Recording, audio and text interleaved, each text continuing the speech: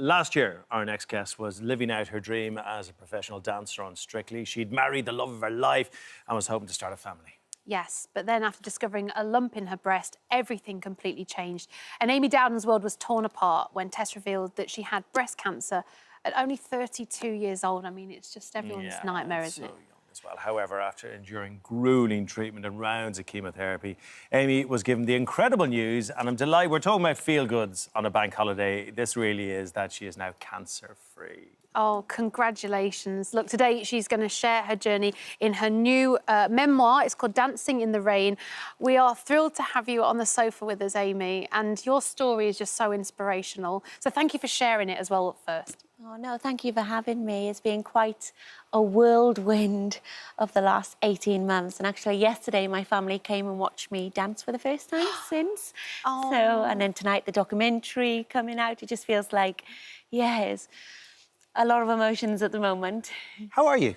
Yeah, I'm doing really well, thank you. So I still have my monthly injection. Yep. And will do for the next 5 years. But at the moment, my tests are good, everything's positive. Oh. And yeah, I just feel like, especially in this last week, being back at Elstree at Strictly dancing, and I really feel like the old Amy is back. Good. Because we talk about the physical aspects of cancer treatment, but the mental aspects, I mean, it's hard work, isn't it? It really is, and I talk quite a bit about it in my book and the tools I've used throughout my life through growing up with Crohn's disease, the dancing journey.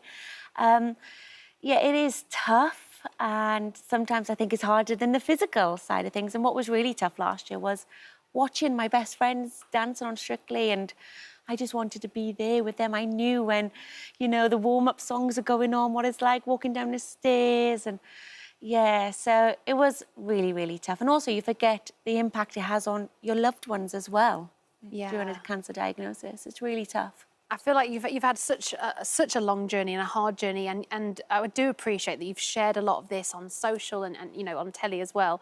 But for those who don't know the story, just tell us, like, how did you find out you had breast cancer to start? Yeah, so I was paired with Tom Fletcher on Strictly Come Dancing, and the Fletchers welcomed me into their family home, and I become really close to Joanna Fletcher, and she got me on the Copperfield trek. And whilst I was there, I was like, hang on, I'm a bit of a hypocrite. I'm here getting everybody to Copperfield to check their chests, and I don't check myself. No. And then a few months later, unfortunately, I found a lump. So really, Strictly kind of saved my life by pairing me with Tom Fletcher, because had I not been checking, I wouldn't be sat here right now. But it was the day before I went on my honeymoon, I found it. Oh, and I still went on my honeymoon. And then I went to the GP straight afterwards. And did you tell your other half? No, there's no way he would have been on that honeymoon. He would have just been in panic. And I knew in my head, I just had this gut feeling. Did you? People often say that. How quickly does everything happen once you've been diagnosed? So once you've been diagnosed, then there's more tests, and it's when you're in limbo, to be honest with you. And I talk about it in the book about, you know, you just feel lost, you're unsure. And I was waking up every night thinking, I've got cancer inside of me, I just want it out. Yeah. And nothing could be quick enough almost. No. Nothing can happen soon enough. And until all the doctors, they know you got cancer, but there's different types of cancer. They've got to, you know, check it's not spread and everything like that. So you don't even know the plan to begin with. And then I had surgery. And then after that, when they found out, I had more than they realised. And I had ductal and lobular. They didn't know about the lobular cancer. That I was then going to start chemotherapy. So as well with a cancer diagnosis, you get given a plan, but it can quickly change. At first, I was having a lumpectomy, radiotherapy, and 5 years of treatment to keep me in the menopause because I've got a hormone-fed cancer. But then all of a sudden, I'm getting a mastectomy. Then I'm having chemotherapy. Because at first, I thought I was going to be able to do Strictly when I was diagnosed because I thought the timescale worked quite well. So, yeah, you also need to be prepared for a lot of change in the plan along. And I always say every cancer diagnosis is different to each individual. And to bear that in mind for everybody. And the doctors who saved my life, the incredible nurses on the Sheldon unit, you know, they go above and beyond, and I'm forever grateful for giving me another shot at life. Because you were quite nervous, weren't you, about the chemo? Yeah. And you were thinking, no, I'm not doing it because that will ruin other things in my life. Yeah. And was it a family member that sort of persuaded you? So it was my friend, one of my best friends, Jenny, who'd just been through breast cancer herself and had chemotherapy, and she kind of pushed me through the doors on that first day, and she kept saying, look at me now, 2 years later, look at my hair, you know, you've seen it. But also I saw what she had to go through, which was so tough. Yeah. Yeah, she was a rock. And yeah, Ben, my husband, and I are so lucky for all the love and support we received from our loved ones. I don't think either of us would have got through the last year without them. It really takes a village. It really get through this does, stuff, doesn't it? yeah. We are, we're super lucky and grateful. And watching the documentary and doing the book was like therapy, actually, for me. You forget, actually, how much you've actually been through, because at the time you're on survival mode, just getting from one appointment to the next, one chemo to the next.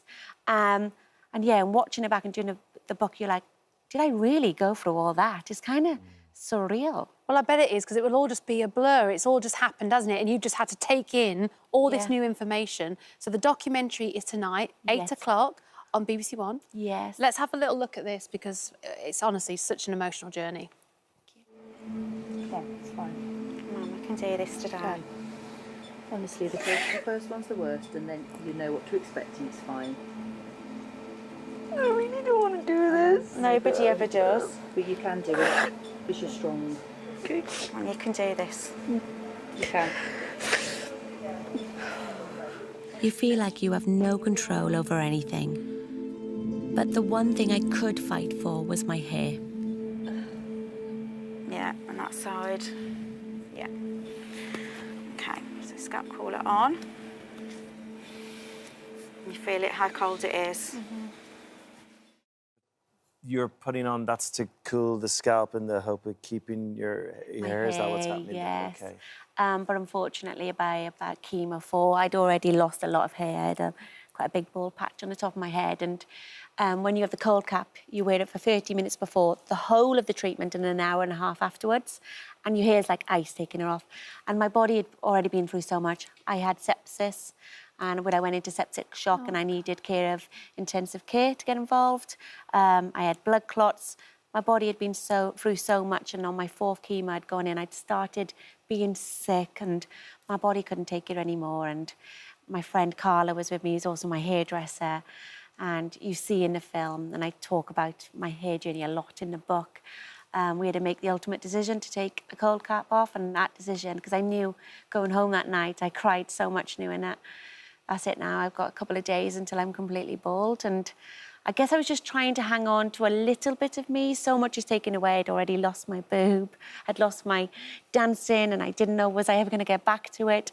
Yeah, I was just trying to hang on to that little bit of me, and I did. I found it really hard. So I was doing a cold cap to try and keep my hair, I think anyone would, and coming from a girl's point of view, you know, your hair is part of who you are, and it can sound so insignificant when you're thinking about all this other stuff to do with cancer, but that is a bit of you. It's like, and this as well. It's almost that feeling, isn't it? What more can you take from me? However, I would say, I mean, I saw the clip of you shaving your head, and it was inspirational. And I feel like it connected a lot of people, didn't it? And people came sort of coming to you with support and saying, thank you for sharing this. Yeah, and actually I'd seen other young ladies, one of which I ended up, Tabby, doing the Copperfield trek with later in the year. She was so brave and shared her experience of shaving her hair. She gave me, they were similar age, the confidence to shave mine. And yeah, online I built up such a lovely community of fellow breasty friends, Pink Sisters.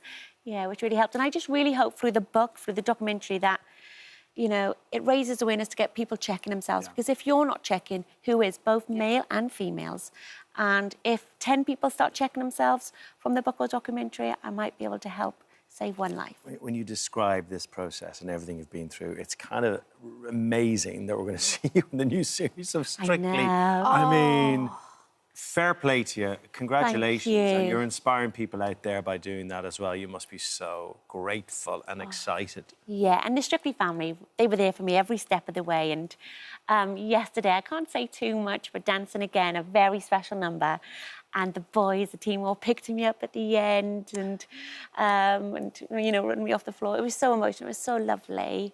And yeah, it's so surreal. And I just can't stop smiling. Oh, Yeah. You deserve this. It's honestly, it's so nice to have a happy end to this story and see you back on the screens. Do you know who you're partnered with yet? So you'll all have to wait. The come launch on. show I is the tried. 14th of September. Come We've on. been working so hard, the 20th year anniversary, which feels crazy as a little girl watching it on screen, and here I am, part of it. Aw. But yeah, we've been working super hard, and yeah, just can't wait to be dancing and entertaining. And also last year, being on the oncology unit, I saw what Strictly did for everybody, and I was so proud to be part of the show that I could see lifted people through what was such a tough time. So I'll have all those in my mind as well. Great to have you back on it. So nice. Thank Just you. enjoy every bit of it. Fair play to you. Thank you for Thanks having for me. coming in. Thank you. So good luck with the book. Yes, Thank good luck you. with Buy the book, Dancing in the everybody. Rain. Buy Yes, this. you Buy really the book. should. Buy I the feel book. like it's going to be such a lovely read. Thank you so much for sharing. You're to buy one as well. You're not getting that one. Yes, I will. I will buy one. Thank you for visiting our This Morning YouTube channel. We upload new content every day, so go ahead, hit that subscribe button. You don't want to miss out, and we'll see you in the morning. Rylan, you're obviously here because you're hosting it. You're not actually... I offered and they You said- said, no, we want viewers. So I was like, no, all right, fuming about it. I'm so excited about this show, We were just Rylan. talking about it. We were just saying, the last time we hosted together, I was just about to fly to Colombia Because to do you it. were trying to explain it to me, because we were here, we were hosting, weren't we? And you were like, what are you over doing? Easter or whenever it was, and you were like, I'm leaving actually tomorrow. I'm going really far away, and I'm getting on a plane. I'm going to host this new show that's all about naked people. Yeah. And I said, of course you are. This is the random here sort of it thing that you tell me. is. Yeah. You said it to me. You said, I'm going to an island with loads of naked people. I thought it was a holiday. It sounded like a lovely trip. I'm fine with that. So come on, give us kind of the nitty-gritty of this, because we've seen other shows. You know, I'm a massive Love Island Yeah, fan. of I'm a course. massive Naked Attraction Rochelle, fan. this is right up your street. I'm not I gonna lie. know it is, which is why I've got so This many is questions for bang up you. your street. No, So is everything really on display? We're talking, Yes. you know, from... No, yeah. everything, from the get-go. So the whole concept of the show, best way to describe it, because it's brand new for us, it is Love Island without the bikinis. That's pretty much what it is. You see everything. There's no strategic placement of the cameras, like, so there's like a plant pot in the way. There's no fruit bowl? No, there's no fruit bowl. You see absolutely everything. And do you know what? Of course, that's what's got everyone's talking about this show. You know, all the reviews today from the same reviewers that give me like 5 stars for my art show on BBC Two are like, this is disgraceful, you know, I don't need to see this. But that's exactly what the show is. And it's dating laid bare, literally. Right. And yes, that's the hook and that's the initial shock factor. You watch the first 15 minutes and you're like, is this for real? Especially when they're like sat in the diary room like this, chatting directly down the lens. And they're like, yeah, I want to do this, I want to do this. And it's eye level, you know. Wow. It's a lot, but after 20 minutes, you then start going, I can't believe she's talking to him.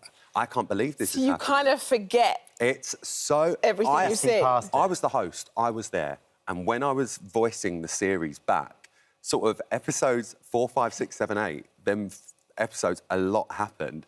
And at the end of the episode, I'm like, can I voice the next one? Because I need to see what happens, even though I knew what happened. Did sort of the men... There's a lot of questions I've you've got so many questions, Just Rylan. get it out. The Come on. men... No, don't get it out. I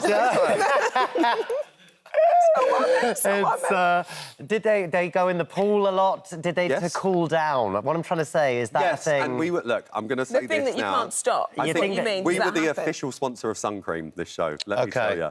And I've got to give a serious shout-out.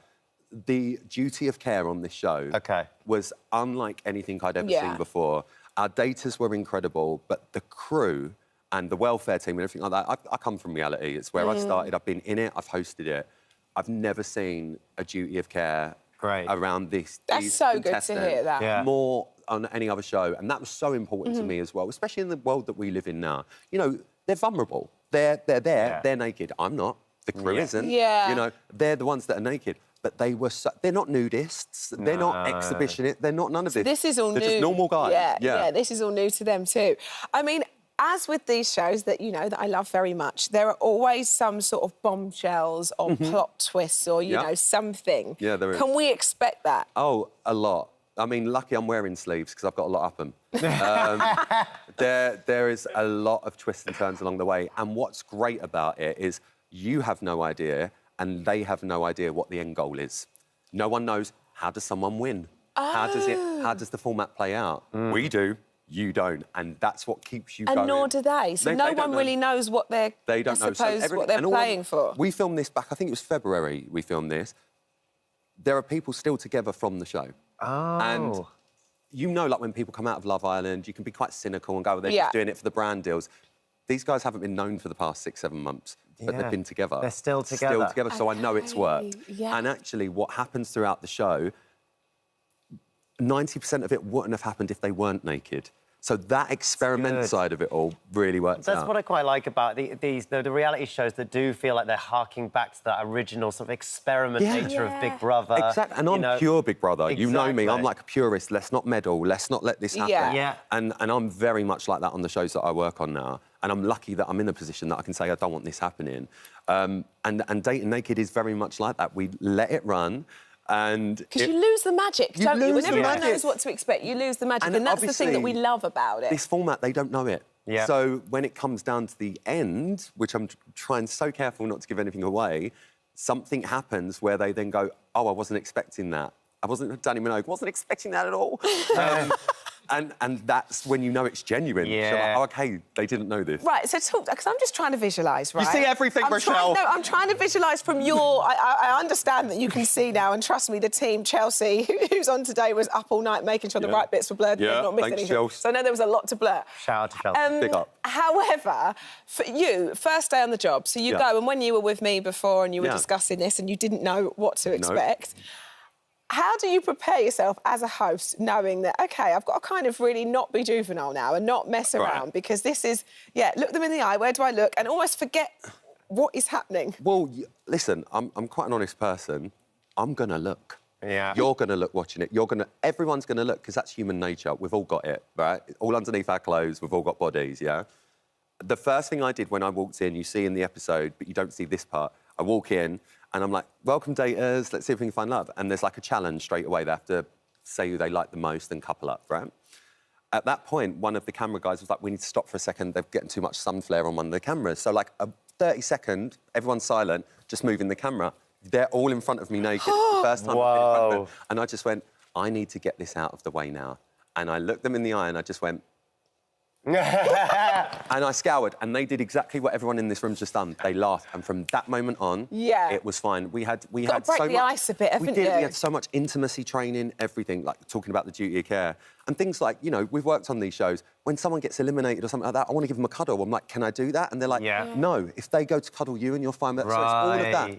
After that moment, I'd walk into the villa, they'd be like, Ryland, jumping on me, like... And it was just very normal. When I saw them in clothes at the end, after the series, it was weirder for me. I wouldn't imagine you would wear that dress, babe. I think that was your style. That plays part of the series as well. Yeah, I can imagine. Because imagine you're dating someone that you love and then they're the most horrendous dresser and you just don't know. And it says a lot about your personality, doesn't it? The sort of things that you like, you're removing that whole layer. It's so interesting. So many things happen on the series, and look, there's going to be a lot of people out there, I've had it already, oh, why are you lowering yourself to this? You know, you've got a good career. I think one of the reviews today said I need a new agent. Hi, guys. But honestly, I'm so proud of it. And after that initial 10 minutes of going, oh, my goodness, you're going to be hooked. I know you are for real. I know. Listen, I'm not even pretending. I'm going to watch this. And one thing that I said as well, I wanted to drop the whole series, but you can't do that. So 2 episodes drop every Friday on Paramount+. So the first 2 eps are out. But that's just enough for me. Yeah. You know, life's busy. I can watch... I've probably got about 2 episodes in me a week of something. And he's gone international. It's launched in Australia and Canada today as well. Wow. So I'm off. See you later. Is this something that you could watch with your mum, Linda? Linda's watched it. Is Linda watching? Linda's watched it weeks ago when I was voicing it, because I obviously get the link sent through. Oh, I love it. Well, you can imagine. I think one of her words were, why does that look like that? And I just went, it's been a while, Lynn, don't worry. Yeah. It's so funny, because it's the sort of thing I can imagine... You know what my mum's like. Yeah, it's the sort of thing I can imagine like, what's it shiny? I'm like, what are you going on about? What's it shiny? So, no, Linda, she was on about a vase, children. Yes, exactly. It's the sort of thing I can imagine you both watching on Gogglebox as well, which is really funny, so I could just picture everything you're saying. It wouldn't surprise me if it ends up on Gogglebox. Oh, my God. It's been such an experience, and honestly, I know the daters are watching today, because we've got a little WhatsApp group going on, and I just want to say a massive thank you to them, because they were, for the first, I suppose, the guinea pigs, if you like. Yeah. Like first season of Big Brother, for them, They were so incredible. And so brave. And brave. So brave. But so honest. Literally putting it all out there. Literally bearing all. It was incredible. Yes, hi, daters, if you're watching. Yes, we love you. Hello. They are so good. Thank you. Thank Good you, luck with Ryan. it. Thank you. I cannot wait. You know who's going to love it? I can't wait. Thank you for visiting our This Morning YouTube channel. We upload new content every day, so go ahead, hit that subscribe button. You don't want to miss out, and we'll see you in the morning. To say that Sir Brian May joins us right now. Brian, why are the badgers being culled? Tell us a little bit about it. They're being culled because they are under suspicion of spreading bovine TB, a horrible disease in cattle.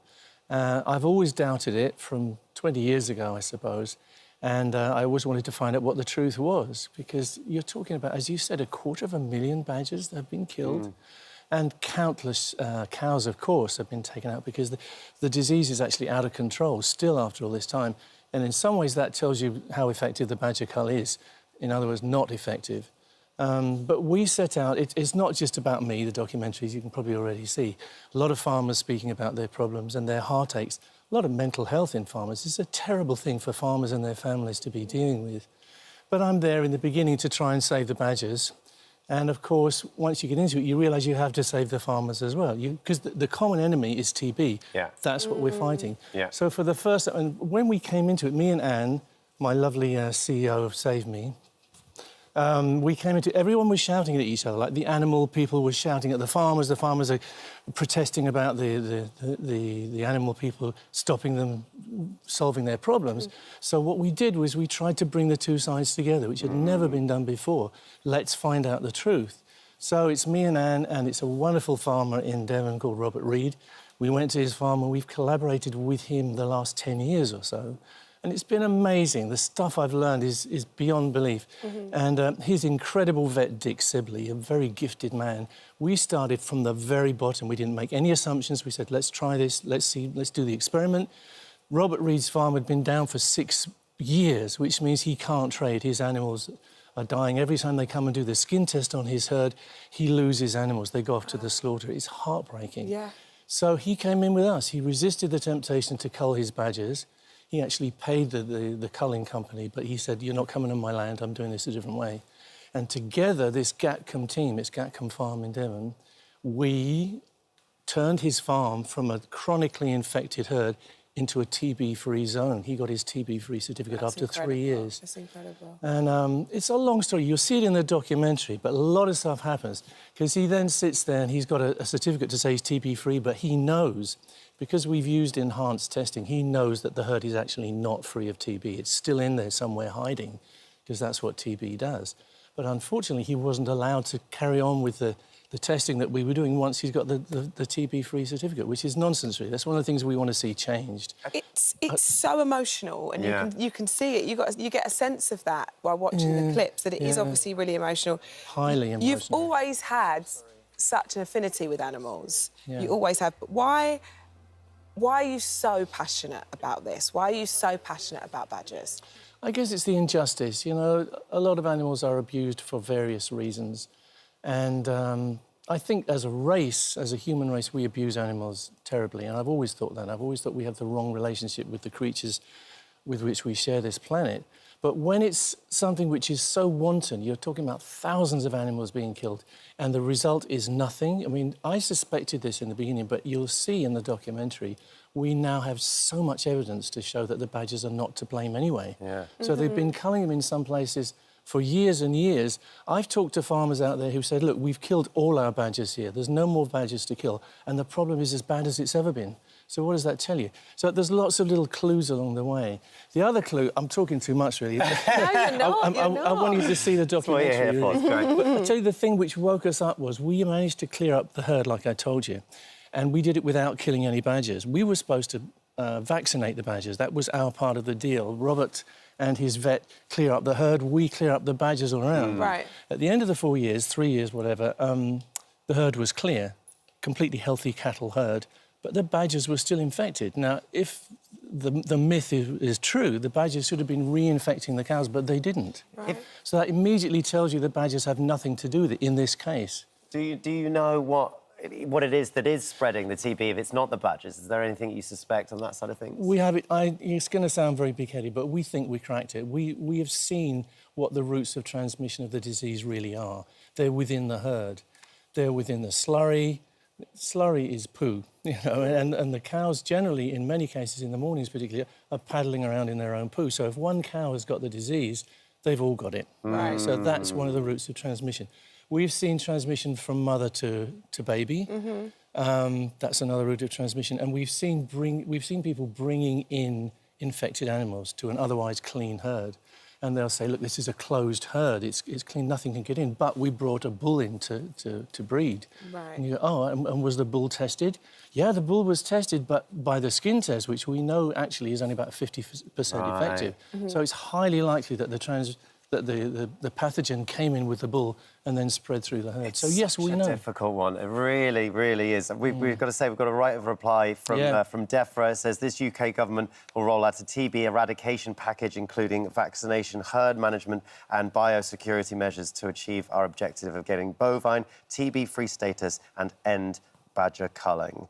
And we've got one from the Farmers Union as well that says the programme ignores all the independent peer-reviewed science. We can't put into words the emotional, mental strain that bovine TB puts on farming families and the impact that it has on their cattle and their businesses. We have a joint ambition with the government to be TB-free in England by 2038. Interesting. Do I get the right to reply? No, probably not. You're here. You're here. All I can say is, you know, watch the documentary and you'll see if we ignore anything. You know, and we're very much concerned with the farmers. You know, Robert's become one of our best friends now, and we do anything for him. And I think, you know, he's now the same as we are. We converged. We came in with completely different views of the subject. Robert's like, the bloody badgers are doing this, you know. Now he's like, don't talk to me about badgers. Talk to me about what we're doing in the herd to clear this up. So it's spreading, and he has a lot of other farmers are coming around. I mean, the farmers kind of didn't like me in the beginning because who am I? You know, I'm a rock star. What the hell do I know about it? But now they know that I'm serious and they know that we have new evidence. And your passion. We have a passion, but we have evidence that the badgers are not to blame. We have evidence that we can find proper ways to clean up these herds and get rid of TB forever. It's just good to get everyone on the same page, essentially. That's all we want. We want to get people discussing. There's a problem to be solved. That was our thing, You're not ready to give up sort of being a rock star completely and go for farming yet, right? Well, we kind of became farmers. It's a strange thing. And that was quite hard to explain to some of our friends in the animal community. See, it's hard for Robert to explain why he's talking to rock stars and whatever. It's hard for me to explain to some people why I'm on a dairy farm at all.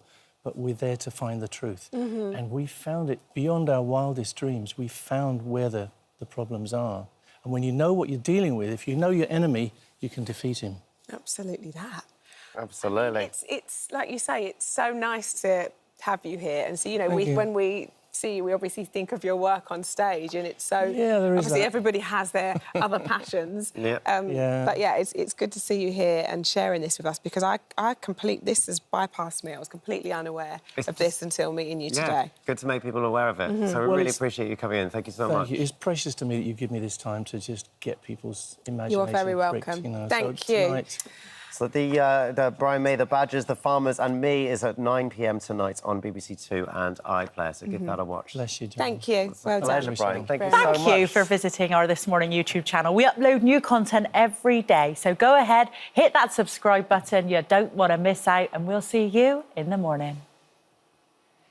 Now, just 15 years ago, KSI, better known to his friends and family as JJ, started posting videos on YouTube from his childhood bedroom. Now, fast forward to 2024, and he's now shot to global stardom after becoming one of the UK's biggest online influencers. Yes, over the past 15 years, KSI has gained 40 million followers online, faced some of the biggest UK names in boxing in the ring, carved out a music career that's seen his song climb to the top of the charts, not to mention he co-founded the fastest-selling beverage of all time. He's so lazy. Should we put that in there? Such a lazy guy. Yes, it is fair to say that KSI is well and truly in his prime. Oh, nice. Thank you very much. Nice. He now joins us on This Morning. Thank you so much for being here. Thank you for having me. Good morning. It's lovely to have you. All of this stuff, boxing, music, YouTube, like business owner, and It's just so madly busy, but you're here to talk about you're performing in Dublin. It's going to be a huge show in Dublin. Yes. What's going on? So I have a sold-out show in Dublin. So I was actually meant to be boxing, but I managed to injure myself, believe it or not, from punching. So I managed to, like, ruin my tendon, dorsal hood. So doctor's just been looking at it. So I was like, you know, I don't want to just leave my audience empty-handed. I don't want to just peace out and go on holiday. So I decided, you know what? I'm going to be as involved as I can with the event, and I'm going to be performing instead. So I'm going to be literally at the beginning and at the end just performing my heart out. Right. Just, like nothing ever done before. So you're sort of making it a big concert as well as boxing in between. So I won't be boxing. There'll be other people boxing. There's actually a pro or ex-pro footballer who's fighting on the card, Danny Simpson. Yeah. And he's fighting Danny Aarons, who is a streamer / YouTuber. He's also big in his own right. Right, so this is a full show. Yeah, a full-on show, and there's so many, like, fights going on, and then I'm going to be performing as well. And in between, I'm going to be commentating as well. So I'm going to be really involved. He's going to need the holiday after. Now he can't box, he's just going to be very tired. I mean, it's incredible, really, when we talk about, you know, it all started from your childhood bedroom. Yeah. You've now sold out one of Ireland's biggest arenas. Yeah. But just kind of, I suppose, in a timescale, 5 years ago, I suppose you were kind of struggling to fill those smaller venues. Yeah, I remember when I, you know, started out and I had, like, 10 people watching me be like, yeah, KSI. And, like, if you were a fly on the wall, you'd find it hilarious that I was still putting my heart out, you know, bouncing around, going crazy, even for 10 people, 5 people, 15 people. And, you know, I just kept going. I just realized, like, you know, I enjoy doing it. It's my passion. So I'm not going to let, you know, people say what they see online being like, oh, you've got, like, no one watching you, get to me. Yeah. I decided, you know, I'm just going to do my thing. And then eventually more and more people would watch, more and more people bought tickets, and then... But then that's how you build out such a sort of loyal following. Yeah, such a cult following almost, because they're your ride or dies. They're now your day one fans, yeah, exactly. right? 5 years ago, I was performing to 10 people, and I'm now still performing to 10 people. So it's... Well, it's a bit more than 10. We're got about friends 15. now, so it's now 11. I'll make up the numbers. People love about you, and I love about you. I've met you before. You're so genuine. You're so, like, heartwarming and honest, and I think, honestly, you genuinely deserve all of the success you have. I appreciate and you've got a new album coming out as well? I was about to have an album, and then it unfortunately got leaked. So, yeah, so it's quite annoying. But I've turned the whole album? Yeah. Oh, okay, kind of. Yeah, so it got to the point where I was like, all right, I'm going to turn this negative into a positive, and I'm going to just look at all the music that, you know, that was going to come out, and then be really, really, like... Like streamline it almost. Streamline it with, like, what I want to pick, what I want to do. And essentially now I'm thinking maybe I might just release an EP. Right, okay. Something, but, you know... The positive is nobody leaks songs that they don't want to hear. That's it. Yes, you know, right? Yeah. And there's a lot of songs that I didn't want people to hear. And I wanted, you know, people to...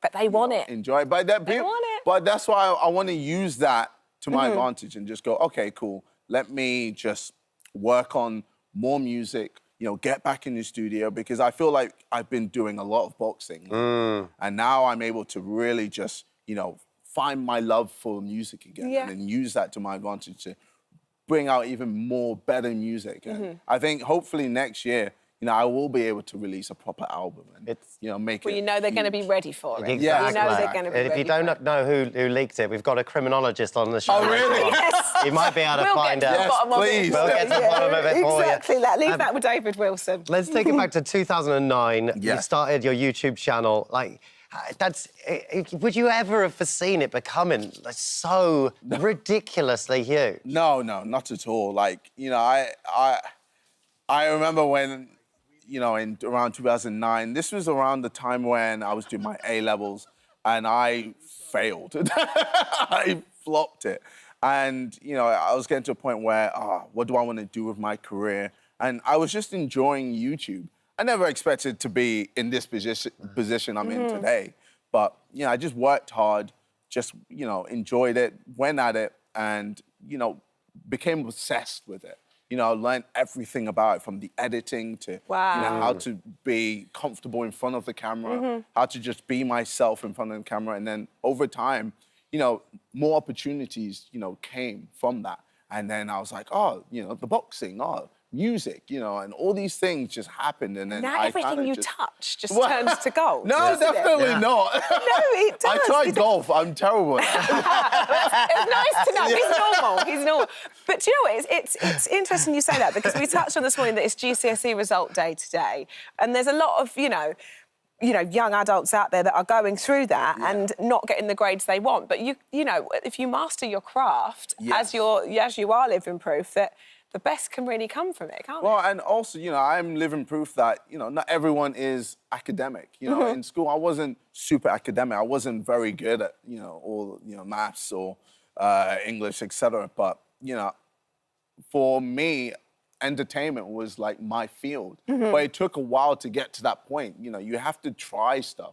You know, I feel like a lot of people are scared to try new things. This is the time where, you know, especially when you're young, this is the time for you to just try stuff, figure out what you like, figure out what you don't like, and then use that to guide your career. Yeah. It's true, but people just almost don't know how young they are, you know? So you feel like it's the be-all or end-all when you get end into of the GCSE. world. You've got to make a decision now. You've got so long. You've got so much time. Was there a time where apparently you were earning more than your teachers? Yeah.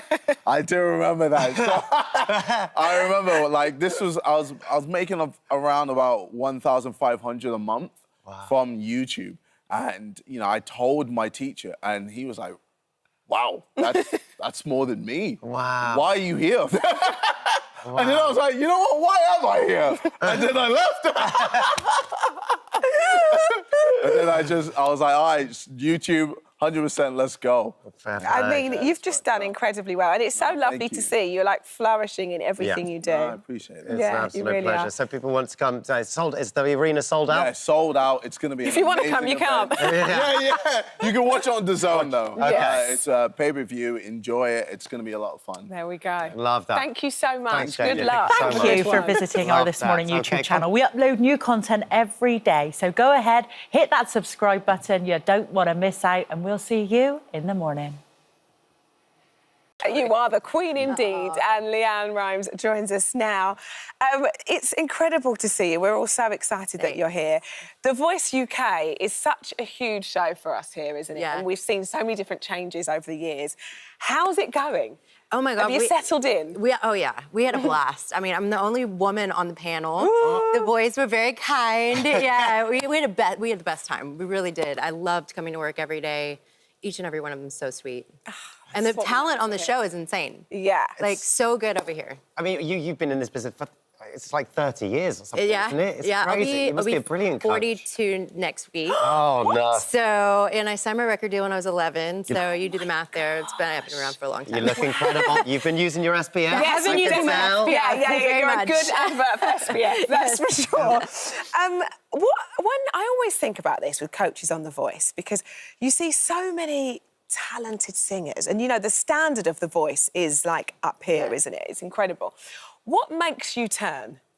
Oh gosh, I mean, there's obviously what I love about the show is that, you know, in a world where everything's about image, like we're really going off of talent and the voice, and so, you know, it's really, for me, it's all about feeling. There's great singers that can hit notes, and yes, you want your singers to, you know, be able to have, you know, great facility with their voice, but there's an extra something when someone can give you the chills or make you cry, like, to just the communication of what someone's singing is so important. Yeah. And that, to me, is where the magic happens. Oh, it's incredible. Is it fun being in those big seats? I love it. It's so very powerful. And I just press it all the time so I could spin. Right? I know. I was afraid I was going to get dizzy because they go quite fast. Is it competitive with the other judges, or? Yeah, I think with this panel, it's kind of like underlying. Right. It's not like overtly competitive, but of course, I mean, we're all competitive. We're in this business. Like, you have to have a sense of that, you know, in a lot of ways. But we just had a lot of fun together. I mean, some of the pitches you'll see, like, we get kind of crazy with our pitches sometimes. There was some singing that happened during the pitches. Like, we try to do everything, pull out all the stops. What's interesting to me is this is the first time we've sort of seen this double chair situation. Yeah. So we've got Danny and Tom, of course, from McFly. I mean, it's hard not to have fun when they're around. Oh my God. So brilliant. Insane. How does that work? I just imagine there's a naughty corner. It is a naughty corner. That's exactly what it is. Very nice, especially with Danny.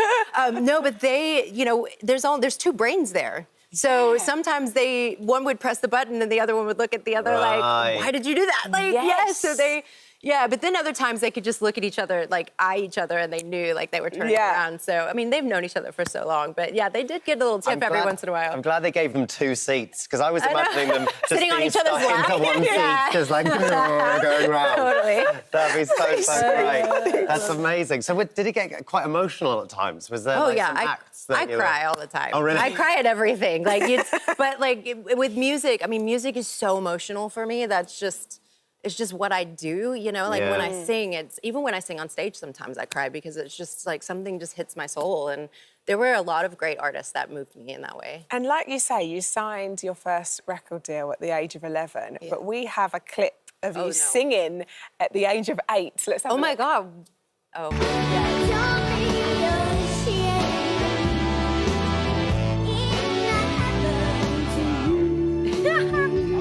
Look at that hair. Oh, the voice. Unbelievable. 8.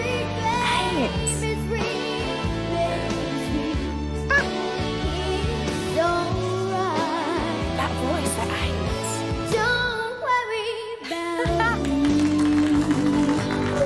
Oh my goodness. That's so little. That voice at the age of 8, that's just crazy. Did you just always sing around the house? Was that something you just always knew that was what you were going to do? My family played music around the house. Like, my dad played guitar a little bit, and they just always played like all different types of music. So I was influenced by like Motown and country and rock and like classical, like everything. So I was constantly, my mom jokes that I would sit on the toilet and sing, like literally singing everywhere, even there. Like, you know, it was like one of those things that you couldn't stop me from doing. It paid off. Yes, it did. It did. Paid off, thank goodness, thank goodness. I mean, you did Can't Find the Moonlight. You were like only 17 or something when you did that, right? Yeah, I was 17, dancing on bars at 17. I mean, only in the movies. What a film. It was so It's good. just so brilliant. So iconic. It really is. People, I mean, this has been decades now. People like love this song. It doesn't get old. The film doesn't get old. The song doesn't get old. It's just like, and also that fashion, by the way, is back, isn't it? It is. Big way. Y2K. You need to dig out those outfits I know. again. I have that outfit still. Get it out. And it fits. Yes. So Yes. I need it. I'll come on here next Yes, time in that's that it. outfit. Thank you. We now thought it would be quite good fun to play a little game with you, right? Because we have seen that when you're on tour, that you rate things, right? And you do rhymes rates. Right. So we thought, should we put it into a little bit of a game, produce it up a little bit, and do it on This Morning? Oh, no. This is Rhymes Right. Do it. Okay. Like it?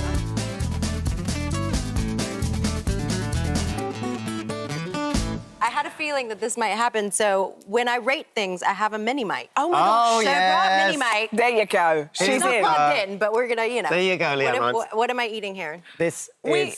I mean, there's a selection of the UK's finest, finest delicacies. It looks like a fried chicken bowl. It very much does. This is what's known as a Scotch egg. Going right in. I love that. She's straight in. Right She's straight in. It's a bit dry. It's a bit... I'm glad you say this because I always say Scotch eggs are dry. I feel like this maybe needs to be warm. Yeah, hang on. Can we just give us some more? Yes, go. Yeah. Sorry. I'm sorry. I trade you. Yeah, we'll sorry. trade you. So, yeah, I mean, I don't imagine the rate's going to be very good on the Scotch egg. How's the rate on that one? I mean, I'm going to give it like a 4. Yeah, I feel like we just gave her sand to eat. Yeah, that was really dry. From one dry thing to the most dry snack that ever existed. Wait, what is this? Pork scratchings. Oh, no. Is this where you tell us you're a vegan? Not a vegan, but... This is like a real pub snack. Like, you'd have like a pint and No. It's quite true. No, this is not for you. Okay. This is not how I saw our interview with Leanne Rimes going. No. OK, this is an absolutely classic. Well, you can look. See, by the way, I'm gonna give those pork things like a 1. Okay. It's in this This is mug. bovril. Now, I think this is quite divisive, guys. Beef It's paste? bovril. What is wrong with you people? I don't know. It's bovril. Oh, I don't think I can even do that. I can only It's also apologise. very early. I'm sorry. What we're thinking? That's like just watered down beef. Yeah. I mean, it's basically what it is, right? that should be on the I'm sure advert. my face is looking lovely. Yeah. Okay. That's not gonna. Should we do sweet treats? Yes, thank you. This is the last Give me a one, chip Leanne. or something sweet. I promise this is nice. There you go. Okay. This is a tea cake. It's a Scottish classic, this one. Oh, very nice. Let's see. The Tunnock's tea cake. Hopefully this one will be ending. It's nothing that complements a cup of bovril more. Yeah, we got pork, an egg, beef, and then some sweets. What are we thinking? Okay, I'm gonna give this a 7. Okay, well, there we go. I like that. We finished well. I like the finished little strong. cookie-ish thing at the bottom. Yes. Yes. Oh. Yes, thank you for finishing strong. And we should point out, you wouldn't normally do it in this order. Yes, no, I was going to say, that was quite the mix of things. Quite the experience. Wow. Yes. Oh, I think we've blown our first time meeting the Rhymes. That was good. There you go. You won't have to eat until the afternoon now. Thank you so much for joining us. Thank you. Thanks for Apologies. having me. No, it's all It's good. genuinely an I still absolute smell pleasure. that beef, like, it's like wafting over here. It's strong in here. I'll let you know. You will smell it on your own breath until at least 8 o'clock this evening. And we should say that The Voice starts on the 1st of August, is that right? The 31st The 31st, of August. yes. There we Hi, go, everyone. Just wanted to ITV. say thank you for visiting our This Morning YouTube channel. Now, listen, we upload new content every day, so go ahead and hit that subscribe button so you don't miss out. And we'll see you in the morning. The nation's tuned into him for 17 years, and for that, I know, that's how old you are, Greg. And the last 6 millions of people across the country have woken up each morning with Radio 1's Greg James. Yeah, but when breakfast is over and Greg heads home, he's recently been acting like a bit of a twit. Oh, that's true. You're not a twit. You're not a twit. No, I am a twit. You're all right. Absolutely true. That's because he's been hard at work bringing back to life. This is such an honour. Yeah. 2 of the world's most loved children's characters, Roald Dahl's The Twit. Greg, my mind is blown at this, especially the story of how this even come along. There is no way that you would ever believe that such a protected brand, let's say, like Roald Dahl or anything like that, would just go, yeah, go on. Trusted Greg. Well, yeah, what happened? Well, we're amazing, and they said, do you want to write a new adventure? Well, so I've been writing children's books with Chris Smith for about 8 years now. Yeah. We did the Kid Normal series, and we were due to release another one of our own books this year, but then this came along. The Roald Dahl Story Company, as you said, had an idea. They said, do you want to write a story with the Twits? We will allow you to do it. And we went, yep, absolutely. Why wouldn't you? Yeah, because, you know, Roald Dahl, Matilda, Danny Champion of the World, the Twits, they were the first books that I ever read as a kid. Got me into reading, and the stories are still incredible. The characters are still incredible. They're loved. But the original Twits was like nearly 40 years ago. It's a long so time. it is amazing. We didn't actually think about that while we were writing because you get overwhelmed. But we had such a great time writing a brand new adventure. It's not a retelling. This is a new story. We've added some new characters to it, but you've still got the disgusting, revolting Twits at the centre of it. Wow. So you've been, you know, have the responsibility of bringing in all these new characters. What are they like? So the idea is it's called The Twits Next Door. Yeah. And imagine the Twits have some new neighbours, and imagine you move in next door to the Twits. That's essentially the premise. So this family you can see behind me. Oh, these are all the illustrations from the book. Yeah, these are the amazing illustrations of my Emily goodness. Jones. They're incredible. This whole thing has been such a joy to do. So the lovely family live next door. And we thought, what's the funniest thing? Let's put the loveliest, most saccharine family next door to these horrible, nasty Twits and see what happens. And can the lovely family ever think that anyone's not lovely?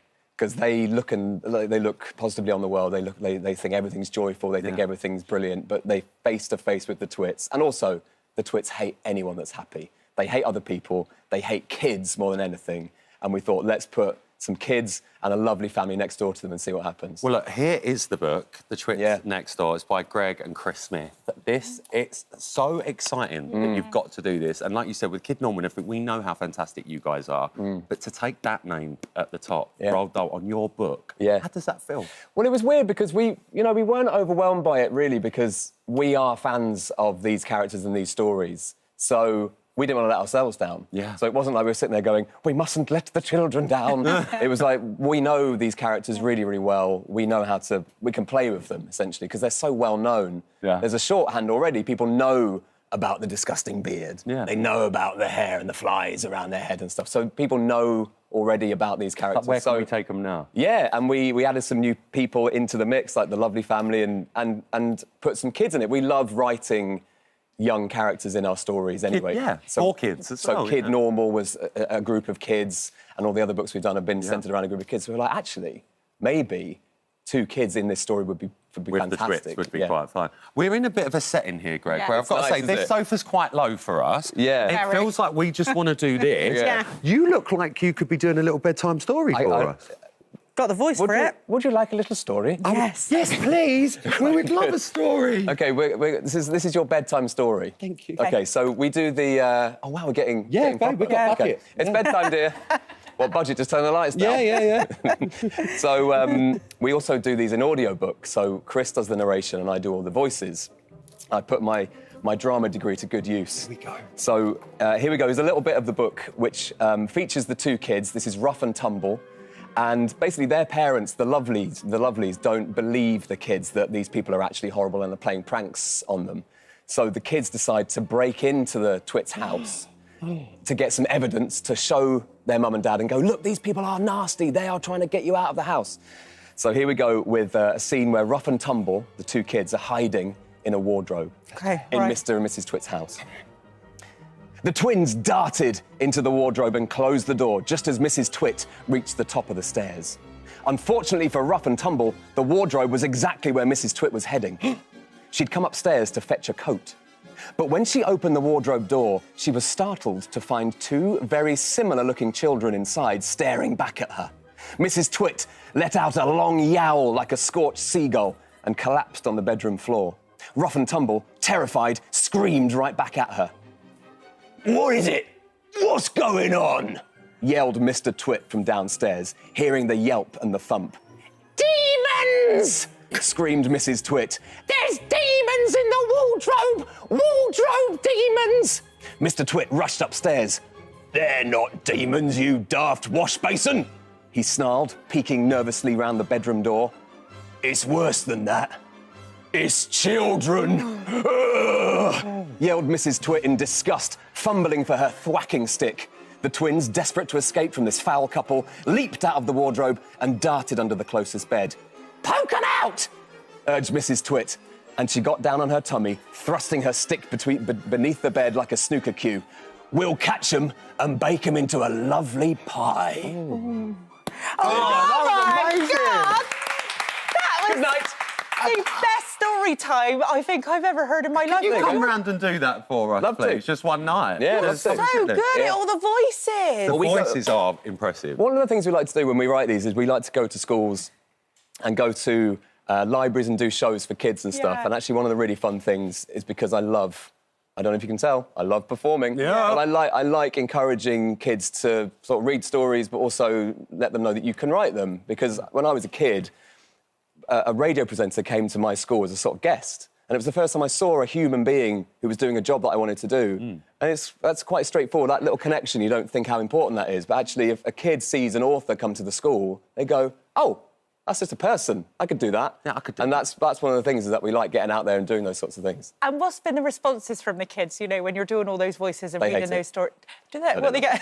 No, it's really good. The first chapter, actually, is we set the tone quite quickly with a chapter called Mrs. Twit Fills the Toilet with Wasps. Fine. So we start with that one in the school events, and essentially it's a whole chapter about Mr. Twit sitting on a toilet full of wasps, and they love that sort of thing. So they love it. But kids love that sort of revolting thing. Of course they do. That sort of mean thing, and also the baddies not winning. Like the Twits don't win. No. Like spoiler, but that it's important that they don't, and that sort of love and happiness and like silliness prevails really over these nasty two. But the audiobook, I mean, if that's anything to go by, it's going to be incredible. Did you base Mrs. Twit on an angry Alan Carr?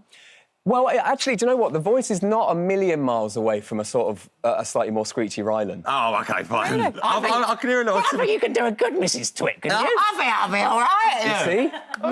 I'll do the next one for you. I wouldn't say it was Linda. No, it's not far off. No. You know, a bit like that. Yeah. You've been at radio today. How's it all going over at Radio 1? You still having a ball of a time over there? Do you know what? I really am. It's a funny one. I've been doing the breakfast show for nearly 6 years. 6 years next week. And I am constantly surprised by how much I love it, and I love getting up still, and I find it challenging still, and I find new bits of it that excite me, and I get to work with brilliant new people and sort of young people who are excited about being in radio, and I still find it really fun. It's honestly so lovely. What an honour to meet you. I think you can tell. Yeah, someone on the you love radio it, and they're not enjoying it. You go, Yeah. You literally sounds like they're phoning it in. But it. I genuinely love sitting there doing stupid stuff all day. You're incredible. amazing at it. Honestly, And I like all Greg. your pranks as well. They're absolutely brilliant. You're very naughty, and it's all in here Yeah. as well. Yeah. The Twits Next Door by Greg James and Chris Smith. There it is. Thanks. Make sure you go and get it for the kids. Always love to see you, Greg. Thanks so much. Come back Greg, soon. well done. Thank you for visiting our This Morning YouTube channel. Now, we upload new content every day, so go ahead and hit that subscribe button so you don't miss out. And we'll see you in the morning. It's a boot It's like camp. Fame yes. Academy on steroids. Yes, and the boys you saw there are all here with us now. So please welcome the members of the British K-pop train boy band, Blaze. We've got Dexter. Hello. We've got James. We've got Ollie. Hello. And we've got Reese. I should welcome say, to This Morning. You guys, you are Dear Alice. It's so nice to meet you all. And you all did your best boy band, one of them down the lens, giving like live and kicking days. Blaze, can you... This is so surreal. Yeah, and you've all got it. We've met you, and you know when you just meet people, you think, you have definitely got it. Oh, thank you. That means a lot. Thank you. Oh, thank you. Yeah, you got it. But Blaze, for anybody that's watching at home is not quite sure what K-pop is, can you just explain for me, please? Yeah, so K-pop stands for Korean pop. Right. And K-pop, as we know, has been around for sort of 20, 30 years. Yeah. And it's sort of a mix of choreography and music in many different genres, which comes together to form sort of an audio and visual experience. And it's massive. I mean, yeah, K-pop it's has huge. taken over the music industry worldwide. So to go for an experience like this, let's just be honest, it's not like we've just found you on the street, you've never done a two-step in your life. Like, you went to the Brit School, didn't you? I did go to So, the Brit School, yeah. you've been in training for something like this for a while now. I was very lucky to go to the Brit School from 14 to 18, so I've been through a bit, but got a nice waistcoat out of it as well. Lovely. Thank you. Yeah. Appreciate it. And Dexter, you're from quite a musical family as well, aren't you? So can you explain a little bit about your background for us? Yeah, I kind of got into performing just because as a kid I had way too much energy. So my parents were like, what are we going to do with it? And then, yeah, I just used to love going to parties and dancing about. And then my dad was really, he was like a DJ in some festivals back in the day, here in a few clubs out in Shoreditch. So I was always kind of surrounded like backstage by like music. You were clubbing everywhere. at 10, is that what you're trying to tell Not me? quite, not quite. Watching. James, a lot of people know you already because you're a bit of a social media star. A lot of people on TikTok absolutely love you, they follow you. What made you want to take part in this experience? You know, I mean, it's not really shown on social media, but I'm a massive lover of music, and I've been dancing my whole life. So going into this is like a dream come true. Like being able to dance with and sing with these boys is just it's just amazing. Stop, guys! Stop! No, but it's awesome. Give it a year, they'll all be arguing. No, but I think I heard about. We auditioned for this project, found out about it, and I didn't really think of much of it at first. I didn't think I'd be in a boy band, but here I am.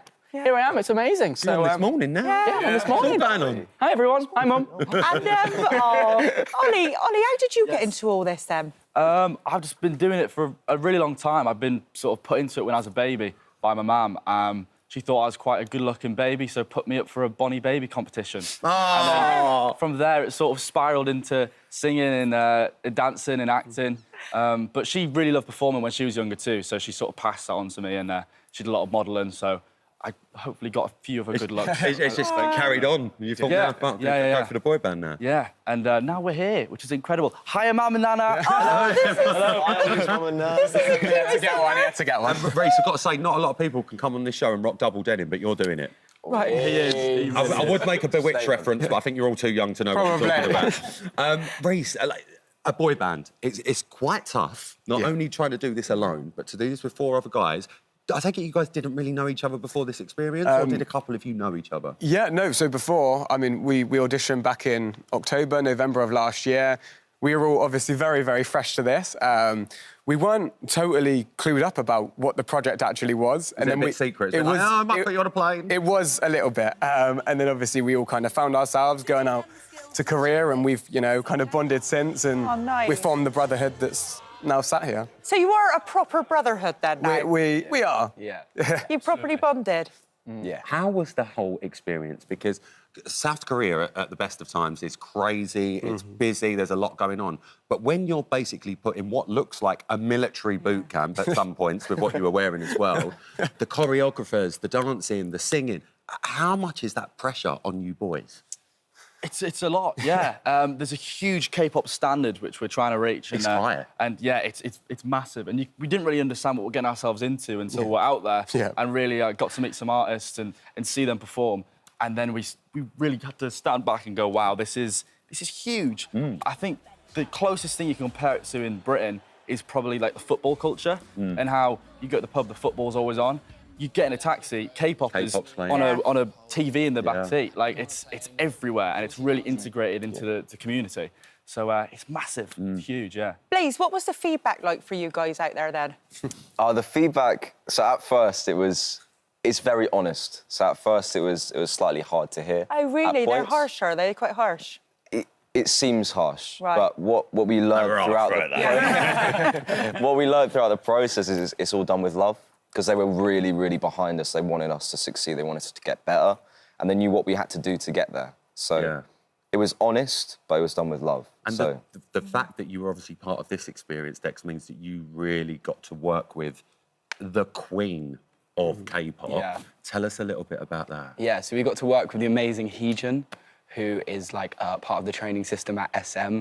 And it was honestly an honour, even to be in the room with her and get her to like give me feedback on my performing was just amazing. And everyone over there at SM, it's just we got to work with the sickest choreographers, the vocal we're coaches. talking like top tier. Top tier. Like, and it she's was like just Simon Cowell, but even scarier. Well, sometimes we'd be sat there asking them who they've kind of worked with or choreographed for, and we'd have to pinch ourselves because it'd just be like, it's insane. It's just so ridiculous. So now you've done this experience, what's next for you boys? Like, is this a thing now? Is Dear Alice here to stay? Yeah. I'd say watch this space. Yeah. No, don't give me that!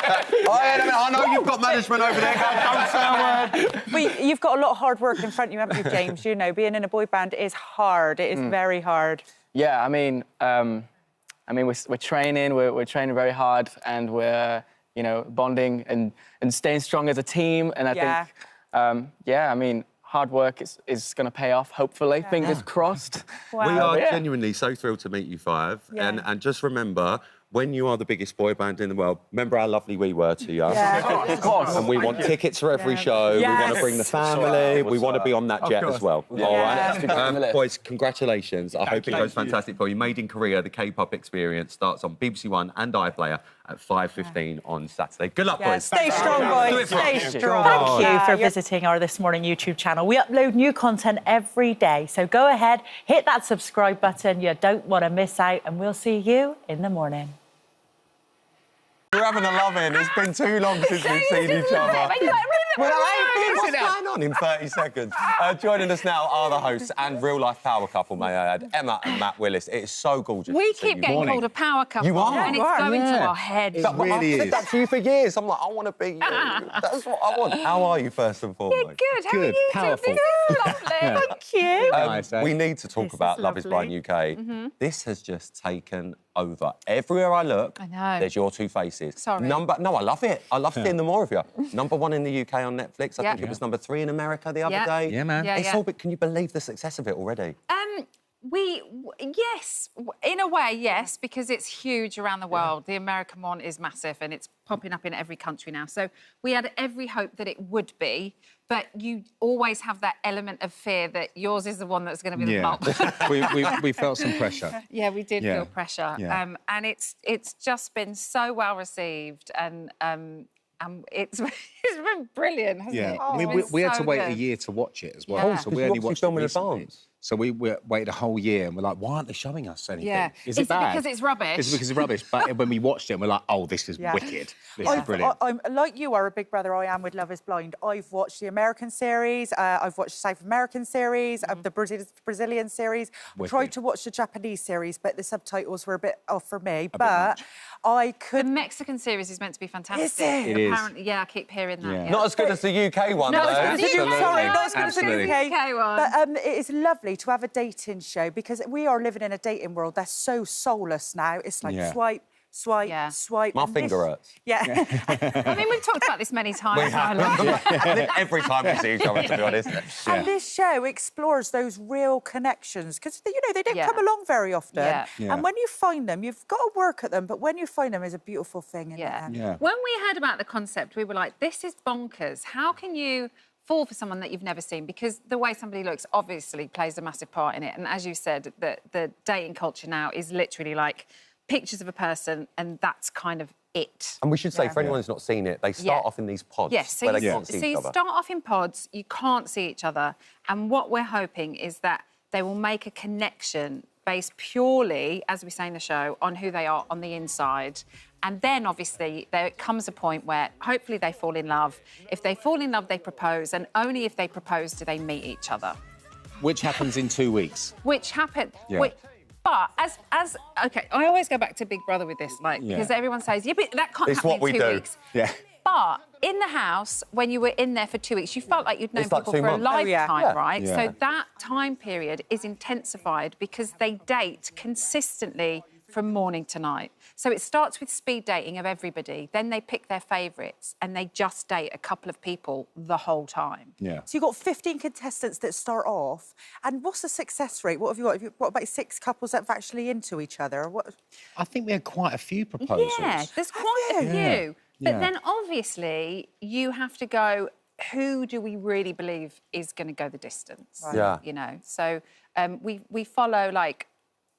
I can see you biting your lip. I know you too well. You're like, What can I say? What can I say? So today, the next 5 episodes have dropped. So today, it is today, isn't it? I don't know what day it is. It is today. Today, episodes 5 to 9 have dropped. So if you haven't seen the first 4, they're on Netflix already, which I'm sure you guys have seen it. Yeah. So that's the pods and then the meetings. And then the episodes that have come out today, that's when they go to the retreat where they finally get to spend some time together. However, there's a little bit of a twist in the tale with Love Is Blind because you're in these pods and let's, for argument's sake, say I'm talking to you, Em, at first and I'm like, yeah, I get on really well to her. I think I'm going to propose to her. Then I'll start speaking to Matt and I'm like, actually... I know you're going to go with You Matt. know I'm going for Matt, let's be honest.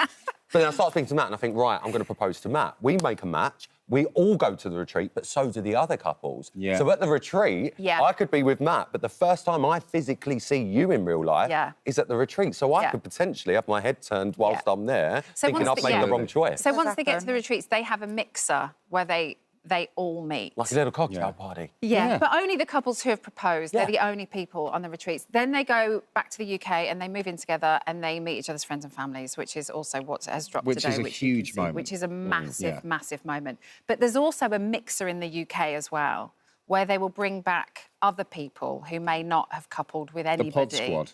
The pod squads will come back. It's obsessive. So then you'll meet everybody that you've dated. Yeah. Could you imagine the list? It's It'd be like Crime Watch. All the headshots for me. That's what it would feel like. It's like... And then the next 2 episodes that come out, they are the hopeful weddings. Right, OK. And then when you've watched, you know, from the beginning to the end, it's like watching a proper love story, you know, when they make it all the way through. How does it feel, you know, when they've met each other, they've found that special connection. How does it feel when you see the couple that make that happen? I mean, we wanted so badly to be at the weddings. So like, we asked so much, but we weren't allowed. Never. Yeah, we weren't allowed. you They were like, no. know. They were like, no, you can't go. We're like, Yeah. why? Because we just Yeah. wanted to be more involved, full Yeah. stop, because we're like that, right? Yeah. People watching love, want to know what's happening.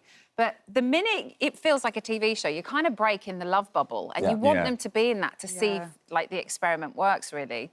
So it. And we so turn up and it's like we're cameras, like, presenters, hello, welcome TV to the time. world of telly. Yeah. Honestly, Um, it's addictive. And as you said, obviously, episodes 5 to 9 have dropped today on Yeah. Netflix Yeah, as man. well. You can And they're see great. 1 to 4.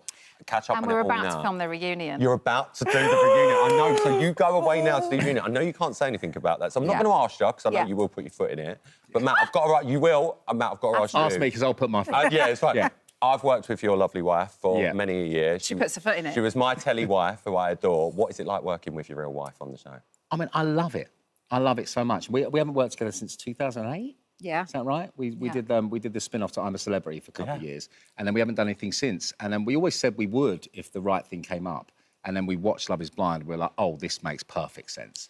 You know? And I love it. For it. Very. I love it. Very I love much it. so. It's much better than being on a bus with sweaty boys. Oh. This is way better. I mean, you two are Yeah. like, you two are the perfect contestants. We would happily come on. Do a celeb one, we're in. Oh, actually, no, don't worry about the celeb one. I'll There we just do a go. normal one. Netflix are in the building. I don't Did mind. you hear that? Netflix. Did you hear There we that? go. There they are, There they ready? are. Yeah. Give it a ring. We're in. Great. We're in. I'll do it. I'd love to sit in the pod. I'm so glad that the UK version is here, and I'm so glad that you two are the hosts. Yeah. I cannot wait to thanks. binge Thrilled. watch this. Yeah. It So is happy a for you both. brilliant show. So well done, you Thank you guys. so much. I'm so Thank glad you. it's We a love it. success, because you deserve it. Nicest Oh, couple in thanks. telly. You really are. love We it. love you. Good luck with the rest of the series. Thank you for visiting our This Morning YouTube channel. Now, we upload new content every day, so go ahead and hit that subscribe button so you don't miss out. And we'll see you in the morning. We are so excited because Anne-Marie and Clean Bandit star Grace Chatto are joining us now. Ladies, hello. Thank you for coming in. What an incredible song. And you last worked together in 2016, which was a massive, massive hit. So we are so happy. That shocked you that how long ago it two was, are hasn't it? back I was together only again. 12. Yeah, of course you were. Oh, you were. But this song came out, there was so much demand for it, because you kept teasing it on your tour, didn't you? Yeah, And there was so much demand for it from your fans online that you just had to release it. I did, yeah. People already knew the lyrics. as Yeah, soon on as I your played second it. show, they knew the lyrics already. It was cool. I love doing that, though. I love testing songs in the live show, because then you can actually see if people... Because you're a tease. Yeah, I'm a tease. You're a bit of a tease, Anne-Marie. I know you are. Grace, it's so lovely to have you on as well. There is something about a Clean Bandit song that is so Clean Bandit, it's ridiculous. I can hear a Clean Bandit song a mile off. Why on earth has it taken you guys so long to get back together? Well... Don't blame me. Is it you? She's a busy lady. No, I don't know. You know what? I think sometimes when you work with someone, you think, right, done it, now, and then you don't think about working with them again. But then I thought, I've took some time off, and I thought the most perfect collaboration is people that I've worked with before. Yeah. Clean Bandit, You know it David worked. Guetta, and so we're back. What was that like, working with David Guetta? Oh, no, he's great. He's so lovely. He's one of my favourite people. Yeah, he's brilliant. This will be my third song I've done with him Oh now. my gosh. Yeah. This is our first. This is your first with David Yeah, Guetta? he's just got this aura about him, hasn't he? It's like he's magic. Yeah, Yeah. the wizard. It is. The wizard. The maestro wizard. And there is a big meaning behind this song, isn't it? What was the song about, Anne-Marie? Because there's quite a story behind it, isn't there? Well, I like writing songs about ex-boyfriends. They're mostly angry, but this one, it feels like, you know when you want someone to want you so bad when you're together, and then they don't give you enough, and then you leave, and then they finally come back after you've Too late. said see you later. Too late. And it's too late, and I think that's what this song's about, and it's just so satisfying. Oh, they never want me back. I've never had that. Oh, no. I'll have you.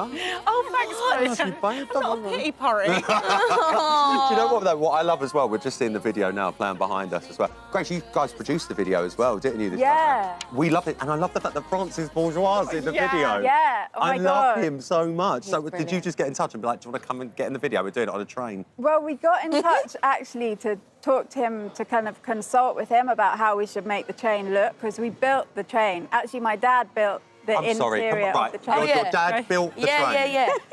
Yeah. He did, yeah. He's never done anything like that before, but he He's good with wood. He made my cello and he makes violins. He makes cello as well? Yeah. Goodness. But it's not his job. He actually worked on trains. He was working for London Underground for my whole life. So wow. Jack, my bandmate who directed the video, he was like, trains, wood, your dad. Your dad's going to have to build us a train. He has to do it. So we asked him and he had no idea what he was getting into. But it is beautiful. Well, we love the song. We love the song. How lovely is that? So you've got your dad in the music video. You've got Francis Bourgeois in the music video together. So did they all meet then? They all met, yeah, and my dad wasn't supposed to be in it. He was supposed to be just building, but on the day we were like, can you just sit here? We need to fill these seats now. He was like, OK. And because you were in a band with your dad before, weren't you? I still am, yeah. Oh, nice. Yeah. It's what called the Massive Violins. Oh, amazing. It's 7 cellos, and we do like covers of pop and rock. Wow. And loads of songs. You fascinate me. Like, genuinely, you brilliant. literally fascinate me. We love the fact that you guys have got back together. And also, Anne-Marie, we can't have you without talking about Glastonbury. Yeah. That set was incredible. I know. Seeing your face, I know. It was brilliant. Seeing I loved your it. face. I remember we first met. I think your very first TV appearance was on my show, I think. Was it? It was on Up Late with Rylan years ago. That was your first TV appearance. And seeing you now at Glastonbury, but just owning it. You just command that stage. What does it feel like for that girl that was like, I'd love to do that one day, and now you're up on that stage? I never would have believed it. If I look back, I never would have known that I would be able to do that. Just out of just so many reasons why. But honestly, I loved that show so much. But the only problem was, right, I wore that silver outfit. Yeah. Silver, silver, silver. And, oh, that's a funny picture. You and your cake. And I come off stage, yeah, and my sound guy went, your outfit was reflecting the sun so much it was like messing with the radio input of your microphone. So what was it made out of? Foil? Well, yeah. But they were like, it was messing with the thing, and they were like, we didn't even know if your voice was coming out on the microphone, but luckily it was. Your voice, when you sang Cry Baby, we were watching it, we were in Mexico, and we were tuning in online, and Jack was just so, he was like, the voice, it sounded incredible. Honestly, we love the song. We really, really do. We love the fact that you guys are back together. Grace, I've got to ask you, who's the next duet? Is it me? Can you do an audition now? Yes, I can if you want. Unfortunately, we've got to go to the weather, Grace. I'm so sorry. I'm so sorry. But no, honestly, guys, we are so thrilled that you guys are back together. Anne-Marie, what's next for you? Oh, touring. Touring? More shows, more music. I'm just, getting back in the swing of it now. So, yeah, more songs. Nice. More songs for you. And Grace, what about the band? What's happening?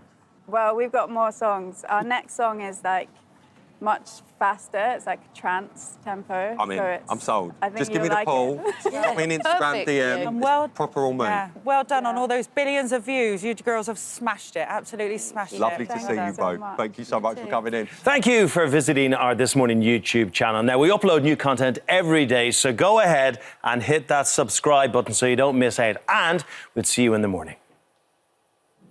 In children's film I've ever seen in my life. I got chills myself, I'm going to admit it. I'm going to do it again. Terry Hatcher's here, everyone. Terry Hatcher. So lovely to have you on the show, Terry. And, I mean, it's 15 years since the film first came out. It's now been reimagined and it's going to be back in theatres, 3D. Everyone's got the glasses on, having a lovely time. Are you excited for it to come back? Oh, I'm really excited and honored, too. This was Laika's first stop-motion animated film, and to see that it has resonated for such a long time, that it's still relevant, I think it's because it's just this classic fairy tale of, you want something that you don't have, you seek the thing that you think is going to be better, and then you find out in the end that it's not. And I think everyone can relate to that. But I also just think, as we were discussing before, the artistry of it, it's incredible. Just the incredible masters that physicalize like sculpture, that's what this work is, that takes years and years to put a film like this together. And to see that there's a space for people to honor it again, and also for new generations of people, families, to find it in theatres. I'm excited about that. Yeah, so for anybody who doesn't know what stop motion is, it's a bit like we've got a Wallace and Gromit version, and they spend absolutely weeks just to get 1 second. Did you ever go behind the scenes to their to their... Because they edit out a whole scene, don't they? But they've really got to move one tiny little section. It's insane. Yes, I think it's 24 movements a second. Oh. I mean, that's if you imagine having 24 frames, you have to shoot 24 different frames to get a second. I think, if I have that right. But it took about, my recording of the voice was probably over 3 years, and about a year into it, that was just my recording. I mean, I think the whole movie is maybe 7 or more.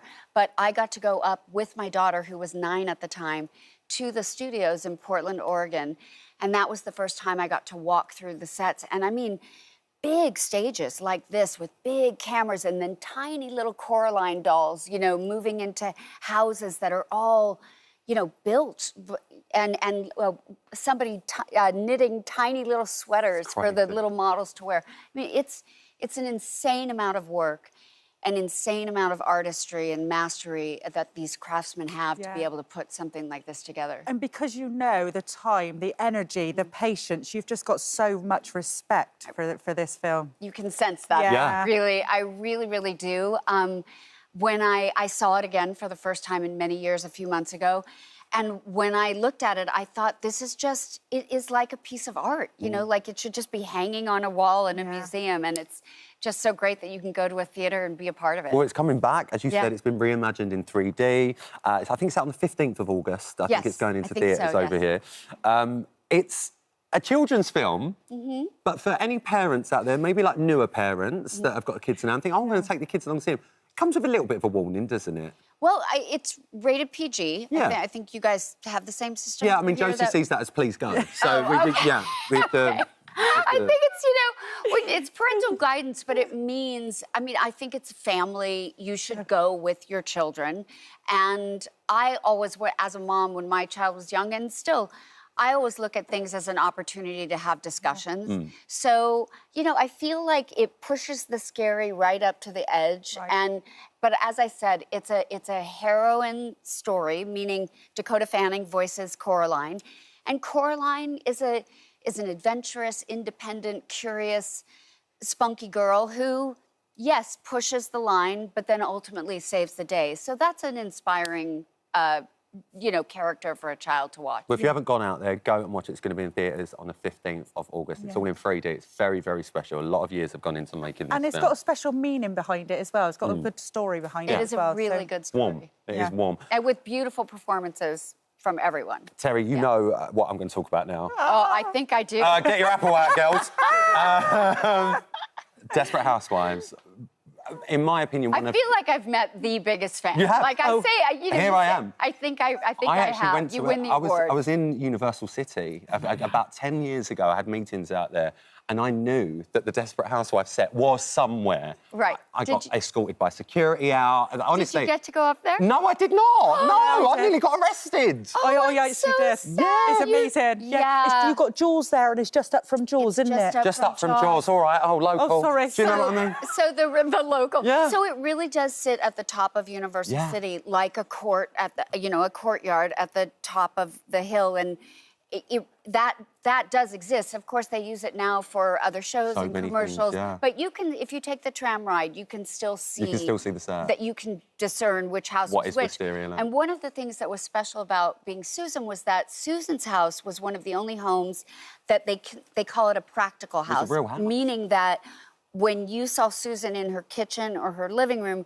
we were actually filming it up on the street. We weren't on a stage where all the other homes, almost all the other homes, you would be on a stage just in a regular like sound studio. So it was quite special. James Denton and Andrea Bowen. And I know you still see a lot. Yeah. In fact, I'm going to her wedding later this. Can you believe? Your daughter's all grown up. I know. I don't know if you have this, but when you meet someone, when I met Andrea, she was 12, 13.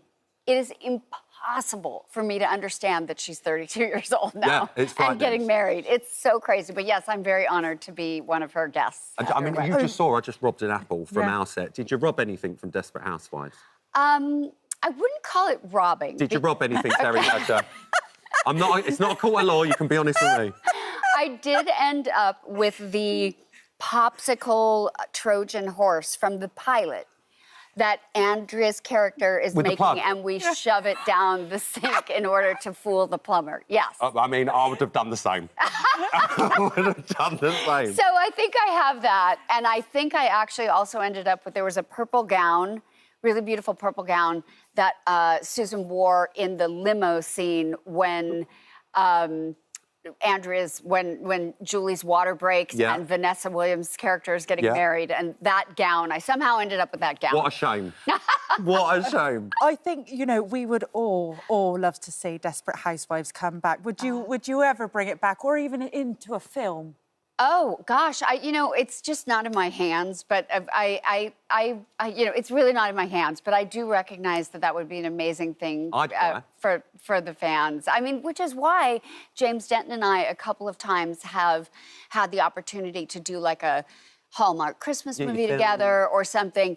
And I think both of us felt like because he, spoiler alert, 20 years later was killed. I'm still not over it. I feel like we thought that was the best gesture we could have for the fans, was to sort of have... You two married again elsewhere. Yeah. Absolutely. Yeah. Well, look, we would love to see it. Yeah. So I've got all my apples crossed that it could happen sometime. Well, I'm ready to sign as many as you want. Please do. We've got a line of apples waiting for you, Terry Hatcher. There's something that we share in common, Terry Hatcher. We've both been kicked off Hinge. Really? Yes. People thinking we're catfishes. Oh, yeah. So tell me about this. So obviously, the world of dating, especially when you're someone who people recognise, it can be quite difficult.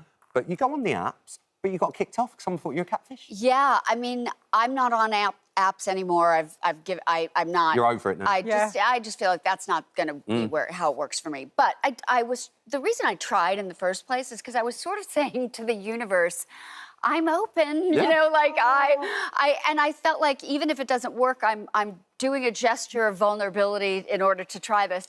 And so that was kind of my emotional spirit when I went on Hinge. And I don't know if people know this, and I don't know if this is how it happens to you, but when you get kicked off, it's not like you get an email or a phone call or a questionnaire. Like you just go on, and you're blocked. Yeah. Like, you're like, says this device can no longer use Hinge. Yeah, I was like, sorry, what have I done? What? Yeah, right, exactly. And so the only recourse I had, I mean, there's no customer service, there's nothing. No. So at the time, I was still on Twitter, which I'm not anymore, but at the time, I went on Twitter and was like, hey, Hinge, not sure what happened, that you took my money but kicked me off the app. I don't know what I did.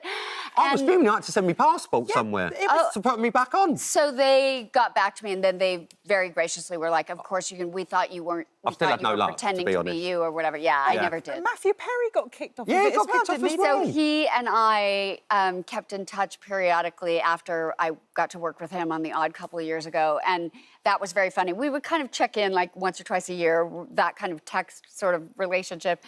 And when I tweeted, he immediately tweeted me. He said, I got kicked off of Hinge too. What the hell are both of us doing on Hinge anyway? And I thought, you're right. I'm done. Terry, we absolutely adore you. It's such a pleasure to have you on the show. We didn't even speak about the New Adventures of Superman, but there's so much we could talk to. Please come back again soon and see us. I will. Thank you for having me. It's been such a pleasure. It really, You've really given has. us so many iconic roles. Thank you so much. Thank you for visiting our This Morning YouTube channel. We upload new content every day, so go ahead, hit that subscribe button. You don't want to miss out, and we'll see you in the morning. It looks incredible. Part 1 of Emily in Paris. Series 4 is available to stream on Netflix from next Thursday, the 15th of August. And Lucian is here with us now to tell us more. Do you know what? It's so lovely to have you on our sofa. I mean, you've hit the big time. This is huge. But it has been a long old career for you, hasn't it? I feel like you've been in this industry forever. It's been a second, and I've enjoyed every minute of it. And I just feel so thankful to be able to do what I love and to continue to do it, and hopefully continue to do it a little bit longer. A bit too handsome for my liking, to be honest. For Friday, you know. Oh, my word. Because I'll be embarrassing. My daughter's like, he's not on the sofa today, because they love Emily and Pat. Oh, Muzi, I'm just giving you a shout-out, Muzi. How's it going, girl? Okay. Sorry, I did that. Like I'm a protective dad. That's amazing. Muzi will absolutely love that. Because they love Emily in Paris. It's just so much fun, isn't it? Super sweet. Honestly, and we get to shoot in Paris, everything about it. And I came in second season, so it was a little bit of that coming to, it's like the new kid at school kind of vibe. But kind of got welcomed with open arms. And season 4 is just, we're in it, we're doing it, we're living it. And yeah, it's a magical show to be part of. And can we just talk about your character, because she's, you know, he's really caught Emily's eye. I mean, Emily, she's a bit of a naughty girl, actually. She's caught quite a few people's eyes. You said it, not me. Sorry. You said it, not me. Sorry. Can we just talk a little bit about your character? And is Emily going to get back with you, or what is going on? Listen, I think I'm definitely Team Alfie at this point, but I think I think Emily's got some serious decisions to make coming off the back of season 3. There's a third guy.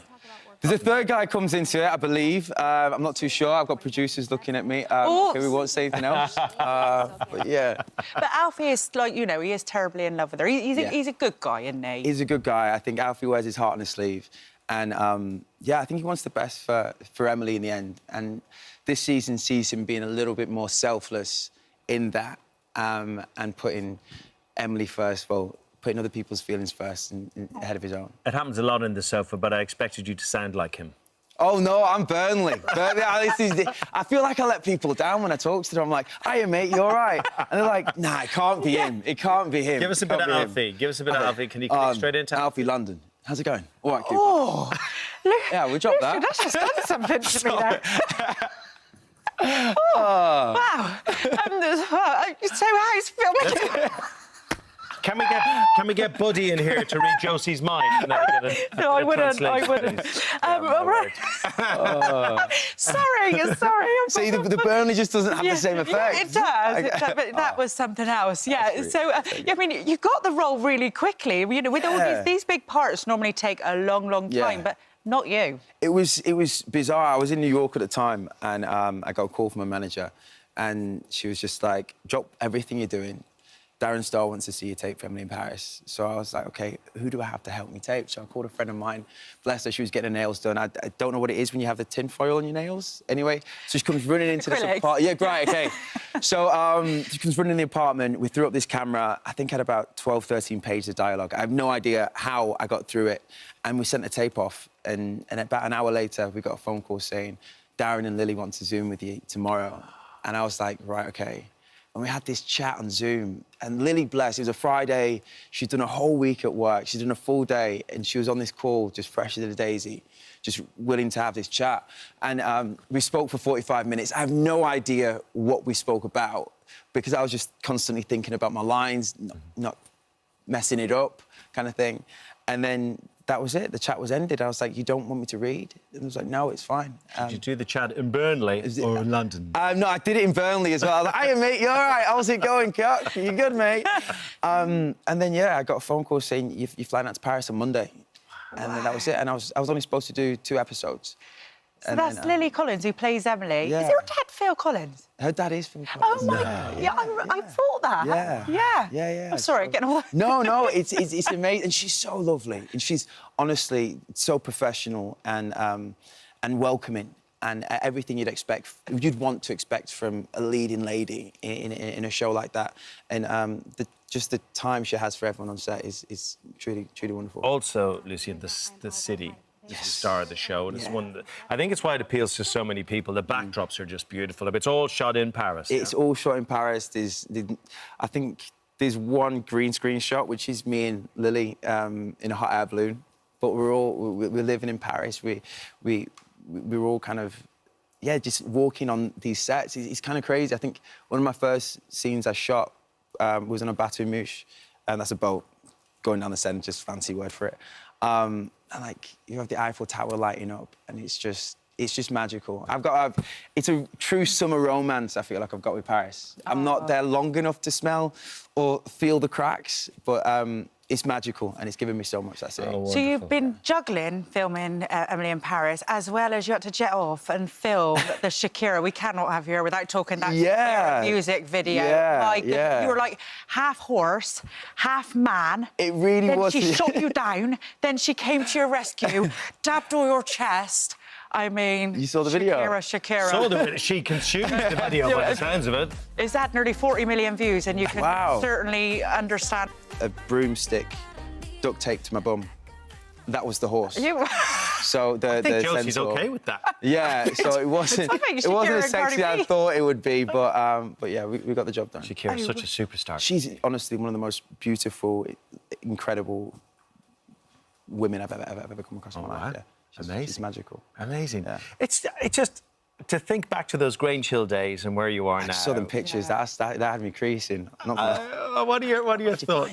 I know. What are your thoughts when you think back to that? Gosh, I just feel honestly just so thankful. Like, it's kind of weird. My life is kind of dictated by a 10-year-old kid's dream, you know. And I think if anyone kind of asked a 10-year-old what should I do with my life, you'd be like, nah, that's crazy. But yeah, I'm living that kid's dream every day. And didn't David Beckham have a little part to play in your career as well? He did, yeah. I got scouted to do this job when I think it was about 10 years old. I was in Manchester window shopping with my mum, and we got scouted to do this Marks and Spencer's campaign, and with David Beckham. Them pictures are so old. Wow, hanging in there in the end. And then he had. I was a bit cheeky and a bit naughty, and he had an assistant call an acting school in Manchester. And I went to a couple of classes, and that's how it all started, really. He saw it in you. He saw it in you. I guess, yeah, which is so... Do you know... David Beckham. Oh, cheers, well, mate. Cheers, Bex, because we've got him now. Do you know what? It's so lovely to see you do so well. You're so grounded, you know. You've really, really hit the big time, and it couldn't have happened to a nicer bloke, so well done you. I've only just noticed those wonderful biceps. I really don't like them. Oh, you only just noticed? Oh, my word. All right. Oh, thank you so much for... Thank you, guys. And continued success. Thank you for visiting our This Morning YouTube channel. We upload new content every day, so go ahead, hit that subscribe button. You don't want to miss out, and we'll see you in the morning. Layla joins us now, and you're enjoying those clips as much as we were. I'm looking at Eve's little face. Bless her. I mean, we talk about Love Island bombshells. That's a proper bombshell arriving in Albert Square. Yeah. Just chaos-causing arrival. Of course, right? drama wherever I go. What was it like, you know, going to Albert Square? What was your first day like? Because it's huge. It's absolutely massive, and it's been a big part of your life for a very long time, hasn't it? Well, I'm an EastEnder, so I remember the first scene in EastEnders. I remember, like, Dr. Legg going into like a basement apartment or something, and finding a dead body. I remember that. And then I used to live next to a place called Arbor Square, so I thought that's where it was. So I'd go, Mummy, please, let's buy a house there so we can be on EastEnders. So EastEnders is like such a big thing for me, and it's always been on my bucket list. And when you go to the set, if you're looking to go and visit, I visited like 15 years ago. Every corner, every doorway is an iconic place where something dramatic and brilliant has happened. It's the most... I was a bit overwhelmed. I remember I was doing a scene on the square, and I knew we were going to be on the square, but you have these little sort of golf buggies that take you onto set. And as we drove in and we parked, I was like, we're in the square. And he said, yeah, you know... I said, you know, you should have told me. I need to sort of prepare myself for this, because it does. It's just... The Queen Vic, everything, the Chippy, everything. It's iconic. It is. Really it is, and you've exploded onto the square, and it's watched by so many people. What's the reaction been like? I know it's only a short amount of time, but what has the reaction been like so far? It's so weird, because I've done films with, like, big names. I remember I did a film with Heath Ledger. I auditioned with Hugh Jackman for Wolverine. No one cares. When you're going on EastEnders, everyone's like, Phil Mitchell. It's all about Phil Mitchell, Lacey Turner, all of these characters. So for me, it's just... And that's how I feel about it. I'm not bothered about, like, the Hollywood sets. This is, like, where it's really at. So I was really, really chuffed, really grateful to be there. Because a movie is great, but, like, it's a one-off. When you're on something like EastEnders, you're a part of people's weekly lives, aren't you? Yeah, your daily lives. Yeah, well, like you guys, you know, you're on their screens every day. So people are actually... It's taken just 1 week for people to call me Aisha. Amber's, well, forgotten. She's gone now. Hilarious. Well, finished. Let's talk about Aisha, because, you know, she's no sitting duck, is she? She's very... Oh, look. Oh, there it is. That's the Amber, sorry. Blood Rain Cold, right there. Blood Rain Cold. Let's talk about your character. Was it lovely taking on a character like that? Yeah, I think she's... You know, the thing is with Aisha, she's smart, she's intelligent, she's independent, and she's really kind as well. But the thing is, EastEnders is much like Footballers' Wives. You just never really know, is this who she really is? Anything could happen, literally anything in that storyline. So taking her on, and they give you the freedom as well to develop your character. Although you don't have much time on set to perform, you do get time to talk about your character and just develop her. So that was really, really good fun. Well, we've got a little preview of Aisha in action. Let's have a look at you. So where have you been? I kept in a mate's spare room. Because I was thinking all sorts. Oh, well.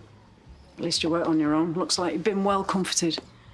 I think that's my cue to leave. Oh, you think? Don't, Eve. Do you want to maybe check upstairs, see if there's anything you've forgotten? I came here to check on my friend. But I think we know who the real enemy is. It's just a real shame that you think so little of the woman that you proposed to. I don't want to... Do you know my favourite bit there is when you go... And I do that in real life. That's the other thing. So it just came out. It shouldn't have been there. I don't want to give any spoilers away, but I couldn't... You know, what's going on between them two? Well, they're just friends. Oh, really? Yeah, all right. they're just friends. That's all I'm saying. Not giving too much away there. Like, no, very they're good. close friends. I mean, you know, you've got to remember they were neighbours, and she's come in. Nish is dying, so it's a lot for Aisha to take on. But there's that sort of familiarity with Suki's character, and so I think it's she's found, and they've both changed their lives so much since they last saw each other. So Can we reminisce? Can we reminisce? I know right? where you're going with this. Boys and girls, before Ted Lasso, there was Ted Lasso's naughty younger brother called Footballers' Wives. Absolutely. Oh, it was just so different and so out there, wasn't it? It was completely outrageous and it was so much fun. The characters were absolutely mental. I was a complete bunny boiler and I absolutely loved it. You could go anywhere. You could go as far as you wanted with the character because in Footballers' Wives land, it worked. Everyone believed it. I mean, I was digging up my dead baby with a champagne bucket, as you do. You know. And it's back on ITVX now, so everybody's talking about it again and everybody's watching it. Are people stopping you as Amber as well? Always, always. It's like you're in Iceland and they're like, what are you doing in Iceland? You should be in Waitrose. Like, what are you shopping in here for? But it was just, no, everyone, it's Amber Gates. I'll always be Amber Gates. Because you haven't changed a bit. You don't look any Honestly. different. You do not look... I turned around, I thought, God, you just look exactly the same. Oh, thank you. That's very kind. How much laughing did you do on the set of Footballers' Wives? Always, always. We'd get the scripts and I'd be phoning up the producer going, we can't do this.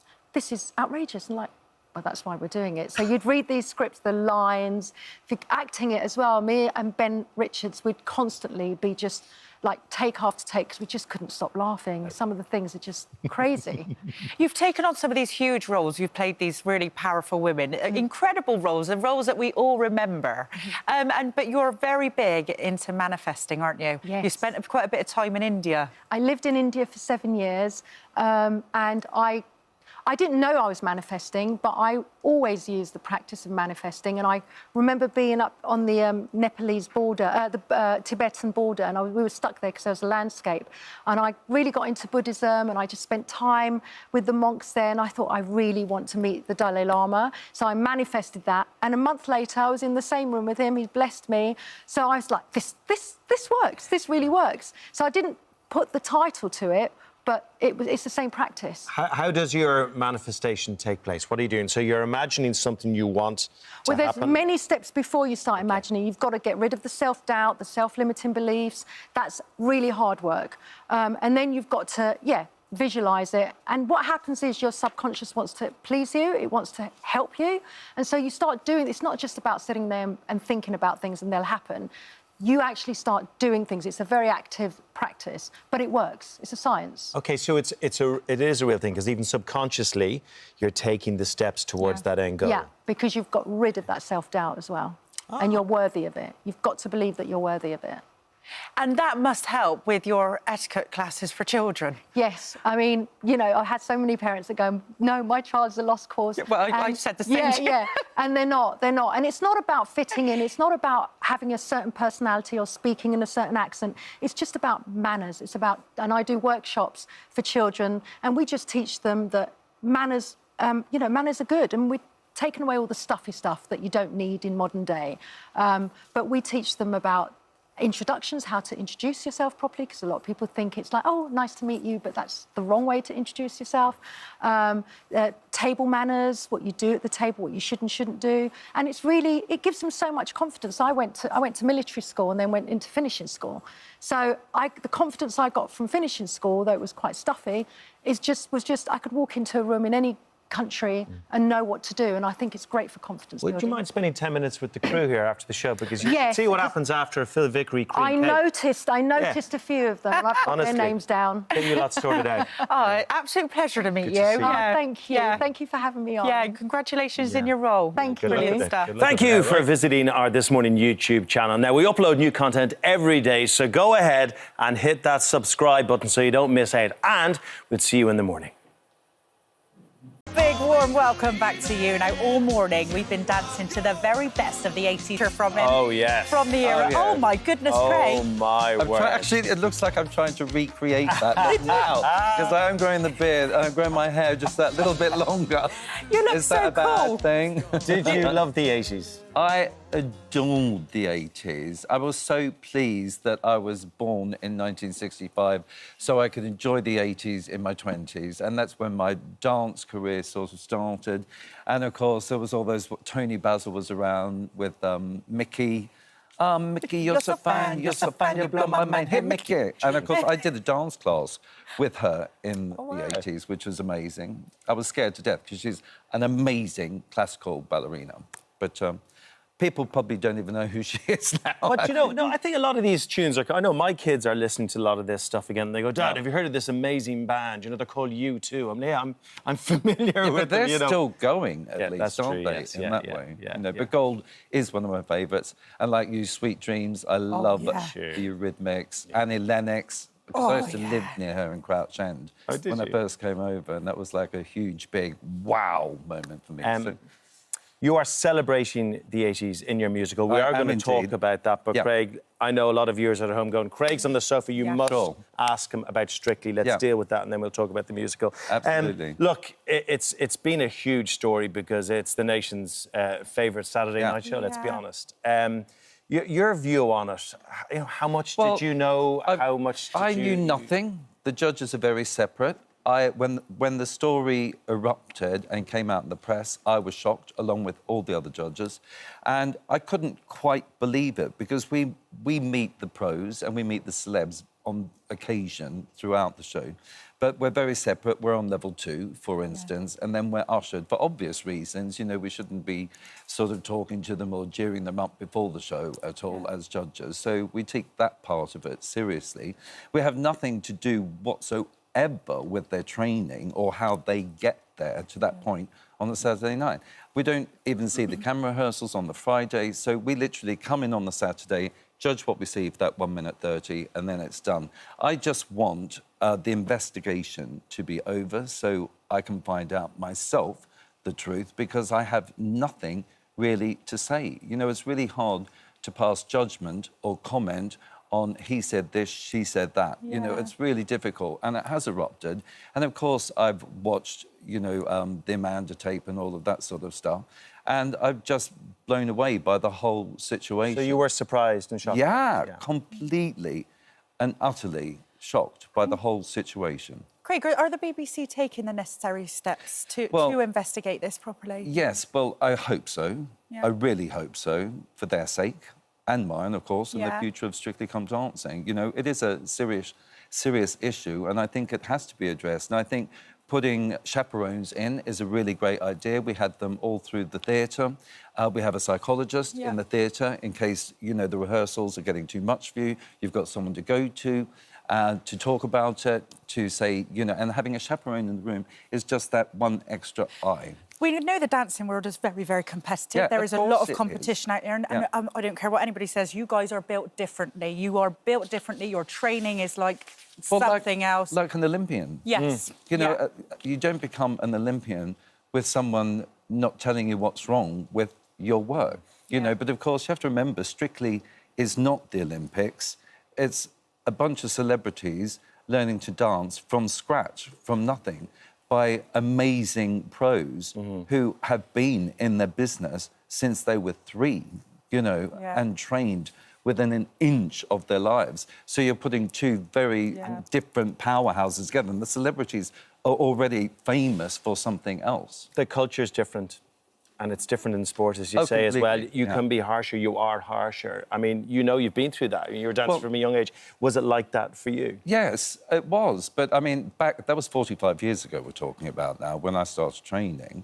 And I had a Russian ballet teacher who used to hit us with canes. Never. Well, it was actually quite good, I thought, at the time. I mean, obviously, that would not be allowed now. But, I mean, she was sat there and she'd get up and, like, just whack the under of our hamstrings to make sure we weren't lifting from the thigh, because that's really important in dance, that you change your attitude in your mind. Obviously, nowadays, you know, teaching has changed. Even at schools, teaching has changed. I remember, you know, in 1973, being caned for not being able to tell the time. I mean, if your child was sent to a school now and they still had caning, you know, but that life has developed and changed in the teaching world everywhere. And I don't mean just in dance, but in training in the Olympics, for instance, you know, for acrobatics, for everybody. So I think it's really important to know what is and what isn't allowed, you know, and I just can't wait for the investigation to be done so we can get on and start enjoying and our a cultural new change series. off the back of it as well. Well, yeah, of course. I mean, to you know, we have woke culture, we have all of that, and I think it's a good thing. And I think it's a good thing that the chaperones are going in. I think it's a good thing because it not only protects the dancer or the pro, it protects the celeb as well as the production team, because you've got, you know, these tapes, you've got, as you know, you work in television, there is a film crew in there the whole time. Yeah. You've got a cameraman, you've got someone doing the lighting, someone doing the sound, and an AP, assistant producer. So, you know. Craig, if you wouldn't have had that level of training, you know, that harshness, that hardness, do you think you'd be who you are today?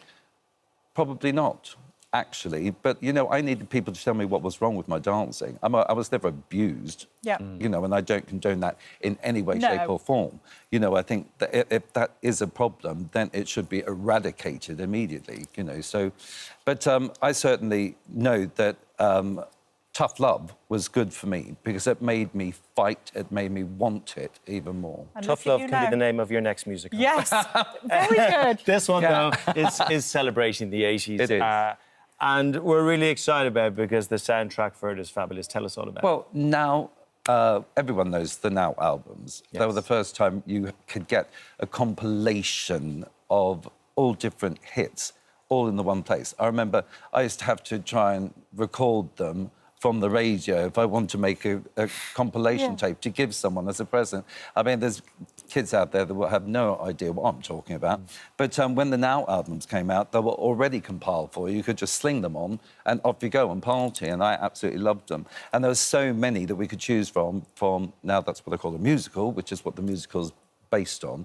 And it's to celebrate, really, literally 40 years of Now albums. And Pippa Evans, who is our writer, fabulous comedian, has written an adorable script to go with all of these wonderful tunes like Gold, Girls Just Want to Have Fun. You know, like everyone you can possibly imagine is in the show. There's going to be a lot of fantastic dancing. We've got Nina, who is amazing, leading the company. We've got Sunita coming in. Sonia, darling. Jay. We've got loads of Carol Decker, of course. You know, so they're making special guest appearances. And the story is wonderful. These pop stars, old 80s pop stars, come in. I shouldn't say the word old. Still current, but come in and offer advice to the two leading ladies. And it's about two lovely friends who go back in time and see themselves as they were in the 80s. And we're just going to put a new microphone on there, if you don't mind. I love that. Yeah, that microphone couldn't handle the brightness of your shirt. Well, I did. I don't know if anybody else did, but I did, and it was great. Do you know what? It sounds like that was a mouthful. Anyway, it's going to be great. I take it now. Thanks very much. No, but it is fabulous. It's a story about two women who look back on their lives, and it goes back in time 20 years, and then right at the very end, it goes forward 20 years. So we're set in 2009, we're set in 2029, and also set in 1989, and that's where the music that supported all the drama from their lives came from. So it's a way of living through music and sort of pushing your life through music. Of course, they have ups and downs. So at this reunion that they attend, they find out a lot about each other that they didn't know. So it's a musical that you can bring your kids along to. You'll get something out of it. They'll enjoy it too. Oh, it's lovely. There's a it's family. for the whole family. It's a really family show, and it's also to introduce all those wonderful hits, you know, to a new generation, I hope, because they still stand by themselves, you know, and I think that's a great thing. It's like the perfect musical. Do you know what? I was reading everything that you're up to, and Craig, are you on Duracell Bunny Batteries? Well, it's a little bit crazy at the moment because my album called Revelations, Boys Songs Don't Sing, comes out on the 18th of October, so I'm still working hard every hour of the day to make that perfect. Now, this is a revelation to me. I didn't know you could sing. No, well, neither did I, darling, until I went to the studio, and then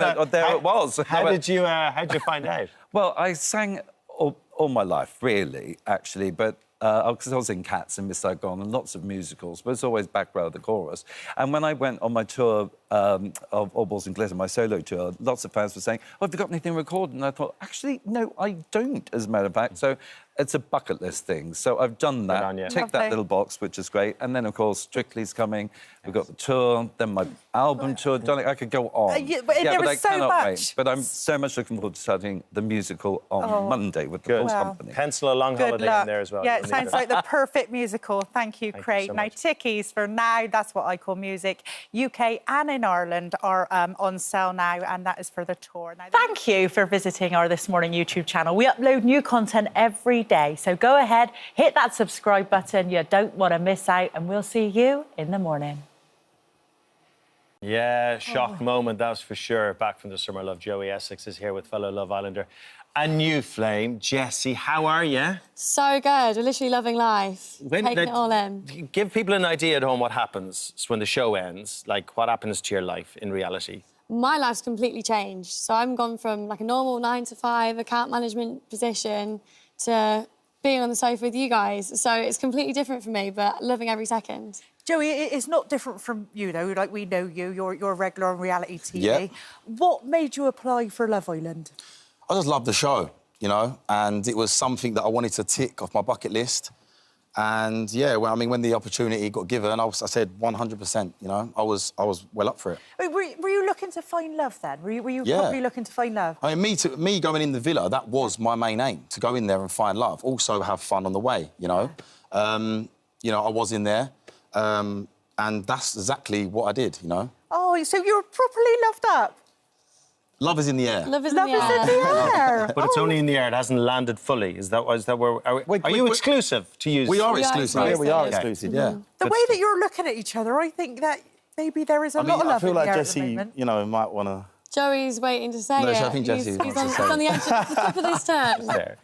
Do you know, I mean, there were times I was like, I got quite fatherly and I thought you were a naughty boy and I wanted to give you a little clip, you know. I just wondered, like, is he doing this for the crack? Because it's a TV show and you're aware of it, or were you just, like, that flighty when you were in there? I mean, when we talk about, say, pot stirring, you know, everyone's encouraged to pot stir. The difference with me is that I don't hesitate, you know what I mean? I just do what I need to do and, you know, I know what the producers want. So that's the difference. And with the other Islanders, you know, people don't want to go out there and upset people and, you know, and I get that, and I respect that. But the difference with me, with 13 years' experience, I know what to do and that's what I do. Can I clarify something with you, right? And Jessie, you're the sensible half of this relationship, right? When something is a secret mission, you don't even say it's a secret mission. You don't talk about the mission. So Mimi, who won and is just a fabulous person, she wanted to have a chat with Io, who is one of her exes. Stay in touch, this gets complicated. She wanted to have a chat with him on the terrace on the sly, asked you to coordinate it. And you failed, but not your fault. Lucky I failed. But then you didn't tell everyone what you were doing, but you said it was a secret mish. This was my argument as well. Yeah, in the game, I was getting a lot of, you know, words thrown at me. So I thought, OK, well, now, you know, the secret mission was always going to get brought up because I knew that the whole world knew about it on the outside of the villa. So the only people who didn't know about it was the inside. And eventually, when they got outside, everyone's going to know. So in my head, I'm thinking, well, this needs to be spoke about one day. Yeah. But the whole secret mission name definitely made it more dramatic. But then what was it? I didn't know what else it was, because to me it was... a conversation. It was a bit of a mission, so... Yeah. I think because it kept being brought up and brought up. And, Joe, have you got any... Because, you know, I've known you for years. I think the world of you. Have you got any regrets, and did we see the real you in there? I have no regrets. You know what it's like, you know. there is an edit, and I played the pantomime villain. Right. And, you know, I went in there and I did what I had to do, and, you know, I did enjoy it. I had so much fun. That's what I went in there to do, just to have fun and find love. And I came out and I got Jessie, and, you know, we got each other, so, yeah, it's... Oh, OK, so you went in to find love and you got Jessie, ergo, you have found love, therefore you are in love, so you've said it but not said it. That's an exclusive right there. I mean, Maybe look... it is an exclusive. Just saying. He keeps talking about me and Jessie moving in together. I mean... Yeah. We don't want to rush anything. I think when you rush things, it can give mess it a it week up very or two. quickly, And so... With me and Jessie in the villa, we didn't, like, want to rush anything, and I feel like we did that because we never wanted to do anything under pressure. So we didn't feel the need when bombshells are being thrown in and trying to step in our way. I was giving so many tests, you know, even Jessie was involved in the tests. And we never wanted to go exclusive or get into a, you know, a heavy relationship because we was under pressure, and that's why we did things so slowly. Yeah. We never showed any red flags. You know, we was never vulnerable. So there's only one way to get us out. You know what I'm saying? So that's where we're at. Jessie, I mean, you've been thrust into a world now, and you've been thrust into a world in a relationship, and you know, I've been there. There is a lot of pressure, and you're being asked questions that you probably hadn't even thought about as a couple because you're a brand new couple. I mean, how are you handling that pressure right now? I think because I've got Joey, it makes it a lot easier. I'm really enjoying the whole process, and we're just taking our time. I think even though people are asking these questions, we don't feel pressured to rush anything or try to do anything for somebody else. Like, we're taking our time and just enjoying each other's company. I got to say, what I did like about you, Jessie, is you always had his back. Yeah. You did. You were very, very loyal to Joey. I think you were really... Did you feel like she was loyal to you, Joey? Of course, yeah. We always knew that, you know? Even when you weren't around, Jessie had your back as well. I know. Well, my sister came in and she told me, you know, what she had seen, you know, when she was in Casa. And, you know, she was loyal to me and I was loyal to her, and we always had each other's back, didn't we? I would always have Joey's back, but at the same time, I'm not going to embarrass him in public if I think he's wrong. And also, I think I got a lot of stick for having his back a bit too much, but half the time I was just trying to explain what Joey means, because Joey says things and it's not quite how he meant them to come across. You're strong as well, and I really liked that because my daughters and my wife, you know, we watched it every single night, and they really looked up to you. They really liked you both. They really enjoyed it. So I hope you don't mind. It's a little indulgent. They said, "Dad, can you ask these questions?" And I said, "Well, you ask them." So my daughter Muireann has a question for you. Okay, so if you could just have a look at the screen there, and this is Muireann asking the question. Hi, Joey and Jessie. I have 2 questions for you both. Joey, have you brought Jessie back to Essex yet? And do you think she's ream? First of all, she is so ream. And, yeah, we went back to Essex yesterday, didn't we? Yeah, it didn't take long. We were apart for 12 hours. She was I ended up at his house. She was actually back at mine within, what, about 12 hours? 12 hours, yeah. She went home and then next morning she was at mine about 9 a.m, so straight yeah. away. I'll be in terrible trouble. My 13-year-old daughter Elsa has a question for you as well, OK? I'll be in trouble if I don't ask it.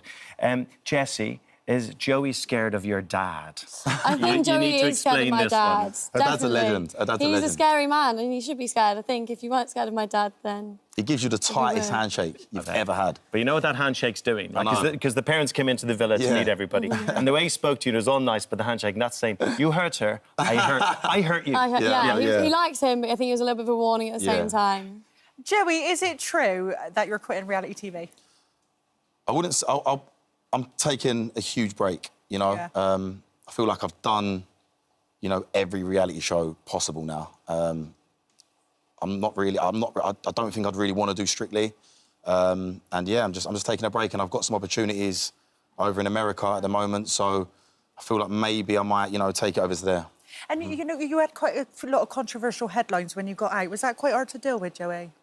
Not really. No, you know, took it on the chin? You know, I feel like my journey in the Love Island villa might have, you know, been a bit like that way, like controversy, but at the end of the day, you know, not everyone's going to love you and hate, you know, love you all the time. Do you know what I mean? It's like, obviously, I know the situation and, you know, luckily I'm strong-minded and very resilient.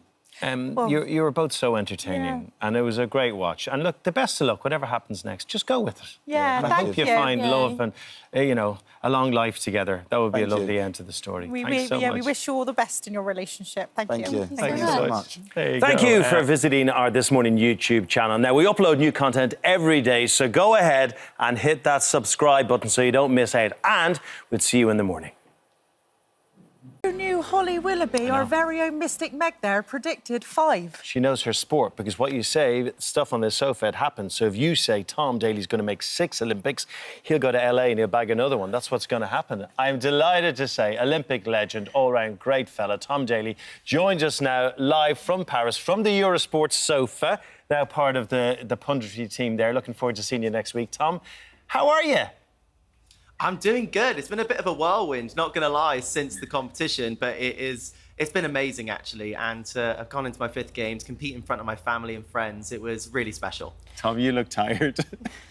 I feel tired. Yeah, you look tired. Oh, thank you very much. No, I mean, you look great, but have you been celebrating that silver medal? Sadly not, because, you know, I've been with my family, which has been the nice thing. So I've been up early with the kids this morning. Phoenix keeping them awake, you see. There you go. Yeah, yeah. The lovely thing about you is we've watched you over the years. I mean, we've just shown a clip of you there, and you must have been about 13, 14. And we've gone through it with you. Is it strange, you know, watching your life back and everybody knows your ups and downs? It does feel very weird to have, you know, my whole life documented in that way. But at the same time, I kind of feel lucky to be able to have that moment for my kids to be able to one day look back and see all of the things that I did and all of the things that they've kind of helped me and inspired me to do. You know, if it wasn't for Robbie, I wouldn't have come back for these Olympic Games. And, you know, I'm very glad that I did, you know, coming away with another medal. But it's also really special whenever I bump into people in the streets or whatever, and people are asking questions about, you know, my diving. I swear people know more about my life sometimes than I do myself and where I'm going to be. But it is, you know, it's been great to come back and be part of Team GB again. And, you know, you as you said, you were 13 or 14 and you were one of the youngest Olympians of all time. And that is a lot for a 13 or 14-year-old to have on their shoulders. Did you feel that incredible amount of pressure at the time? I think when I was younger, I didn't really know what I was doing. I felt like, you know, most 14-year-olds, you know, I probably thought I knew everything about what the Olympics was going to be. But when you go into your first Olympic Games, you have no idea of the scale of it. And I just remember the first time I walked to the end of the platform, looked over the edge and saw the Olympic rings on the bottom of the pool. It really kind of just made me think like, oh, my goodness, this is the moment that I've been dreaming of, the moment that I've wanted to, you know, I've dreamed of my whole life to be able to participate in an Olympic Games and to be able to do that 5 times, and one of them being a home games in London, you know, it's pretty special. Because athletes, you only think in 4-year cycles, really, don't you, Tom? At 14, 15, you weren't thinking, you know, Paris 2024. You just don't think that way, do you? No, exactly. You think one cycle at a time. And I think that's something that's really good for athletes to think in 4-year cycles, but it's also really difficult when you finish a 4-year cycle to think, I have to start that 4-year cycle all over again and get ready for the next one.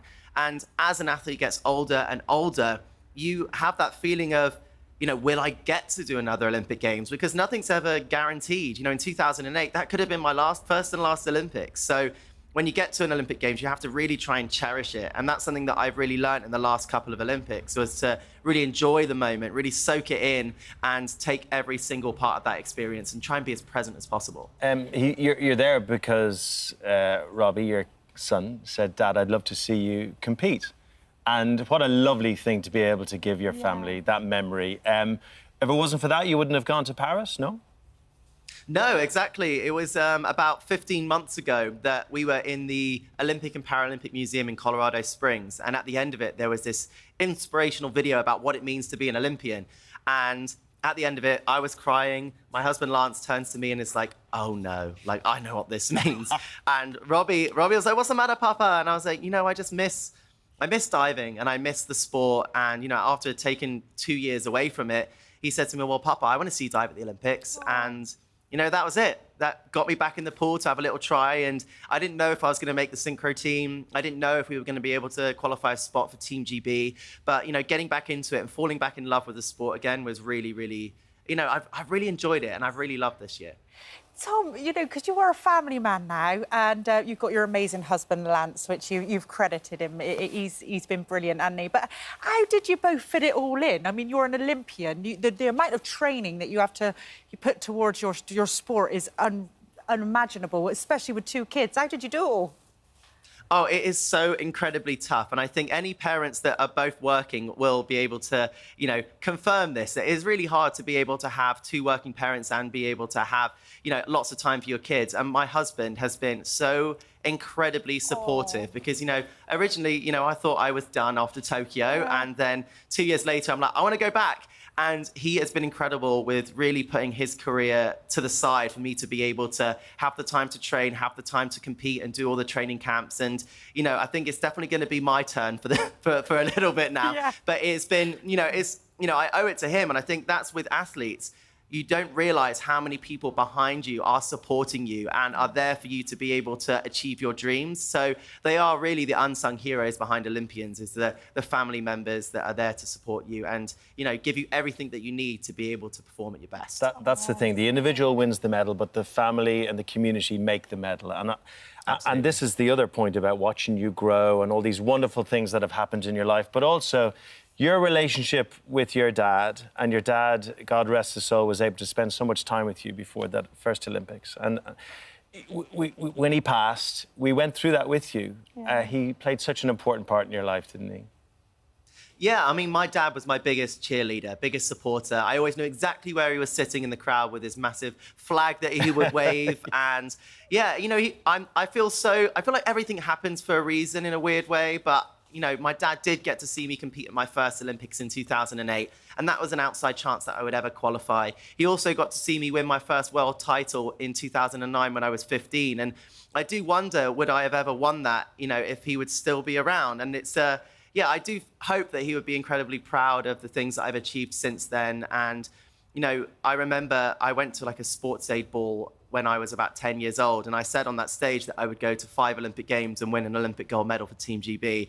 And, you know, he was in the audience then. And I feel like, you know, he's been helping me and guiding me along that way as well.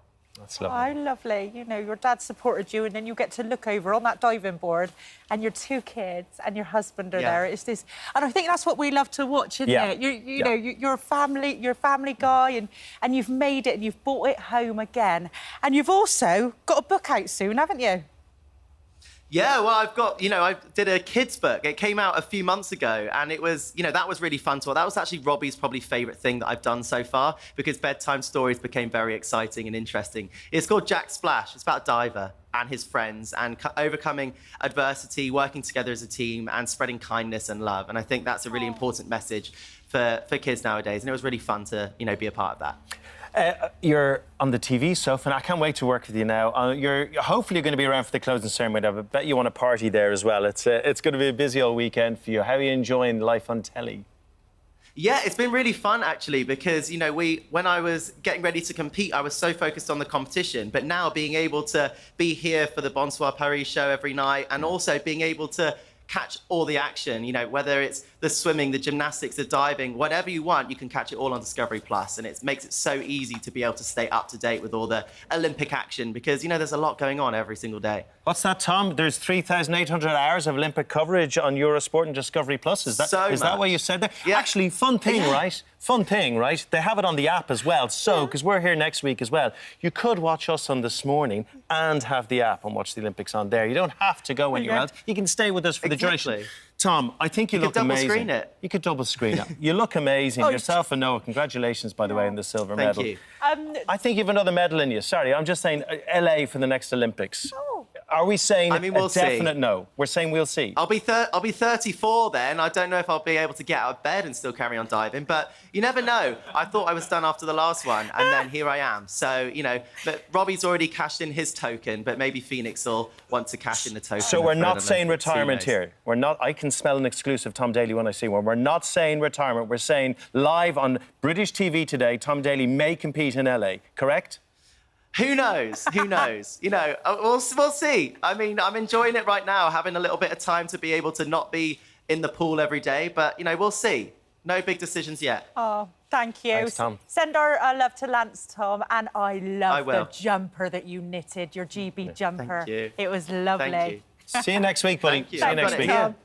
Yeah. Thank you for visiting our This Morning YouTube channel. We upload new content every day, so go ahead, hit that subscribe button. You don't want to miss out, and we'll see you in the morning. just delivers, Max. It's been delivering for so long. Yes. It never stops. Yes, you're so right. My mum used to make me record, old VHS. Yeah. We went out, she'd be like, "You better record Casualties for me." Love that. So I'd stick it on. Then within 5 minutes, you sort of walk out, and then someone falls off a cliff. You're like, "I am in." And you're still in. More to come. More to come. I was going to say that summer looks like it's going to be fun. Yeah, man. Some amazing episodes, guaranteed. That trailer as well. We're super happy with that. It's really filmic. Yeah. There's so much going on in each episode, and I think it showed it. What I love is we just watched the trailer and we're like, "Oh, this is so cinematic. This is incredible." And then Charles goes, "My knee was mash up after that run." Yeah, she ain't lying. That's true. Really on that 15th take, you're like, "Again?" Yeah, absolutely. I was like, sure you haven't got it already, guys? We need a stunt double now. Yeah, it was really that bad. How long have you guys been there now, Charles? How long have you been there? Do you know what? I'm actually now in my 10th year. Yes, I went from, clinical nurse, originally a nurse, then to clinical nurse manager, and now paramedic. Front responder, man, first responder. Yeah, cold green now. Yeah. It's amazing. Do you do any? Have you been out with one of my good friends, a paramedic? Yeah, my mum was. My mum. Yeah. Really? Oh, really? She's retired now. But yeah, she was a paramedic for many years, and then she was on the phones, and now she's retired. But yeah, she should come on as an advisor. Yeah, definitely. Yeah, I know. Please. I mean, you never get her away. She would love that. She would absolutely love that. Yeah, but it's incredible, and like witnessing firsthand the stories and what you hear and the changes and how every day is different. As Derm said, were you around that? Yeah, I mean, I had the pleasure of going out once, and of course done some research prior with nursing. But like you said, those stories, some amazing, heart-wrenching stories, some horror stories, the type of things they see in real life is, I think as well that's what makes Casualties different to a soap, because we're involved with people having the worst day of their lives. You know what I mean? So the drama's ramped up immediately. You've got all of our lives going on in the show, but then you've got these complete tragedies unfolding in front of us. As well as that, the fact that the backdrop is the NHS, and it's just such a crown, it's such a crown jewel. It's so sort of kind of embedded in our psyche. It must be protected at all times. But irrespective of what you think about it, it's there at those key moments in our lives. So everyone has that kind of, it's tangible, isn't it? Totally agree. And like you said, it's like everyone, because the NHS, everyone, absolutely, at least 90% of the UK population are dependent on the NHS. Do you know what I mean? It's the backbone, It's the backbone. And I always think that about, and I think this is what Casualties say well, I always think that about a hospital, that somebody could literally be having the best day of their life because their child's just been welcomed to the world. Someone can equally be having the worst day of their life. And I think the staff do such a good job of managing. Absolutely. Sorry to interrupt. I was going to say that also following on from that goes for the actual staff.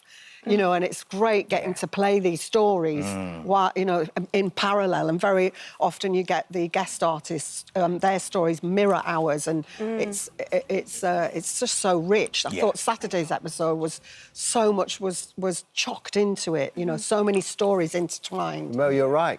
That comes with that responsibility, doesn't it? Not just a regular. Well, it's not really a soap opera, but it's not just a regular continuing drama. It's, you've got that weight of responsibility, like you said, a crown jewel that has to be protected at all costs. Oh, 100%. Also, is this your 53rd role?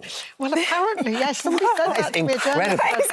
That is obviously some sort of Hall of Fame or something. Veteran. You don't look old enough. You don't look old enough. I feel like we should have had a trophy here or something. I know. I can't believe it, actually. Well, I've been in the business a lot of years, so... Wow. Yeah. But that's take notes. But that's the win. You've been in the business a lot of years, right? I've been very continuously lucky. Working. I've been very lucky, and to be in Casualty now is a joy. So brilliant. And I know you were saying before how packed the episodes are and how much sort of variety you get in one episode.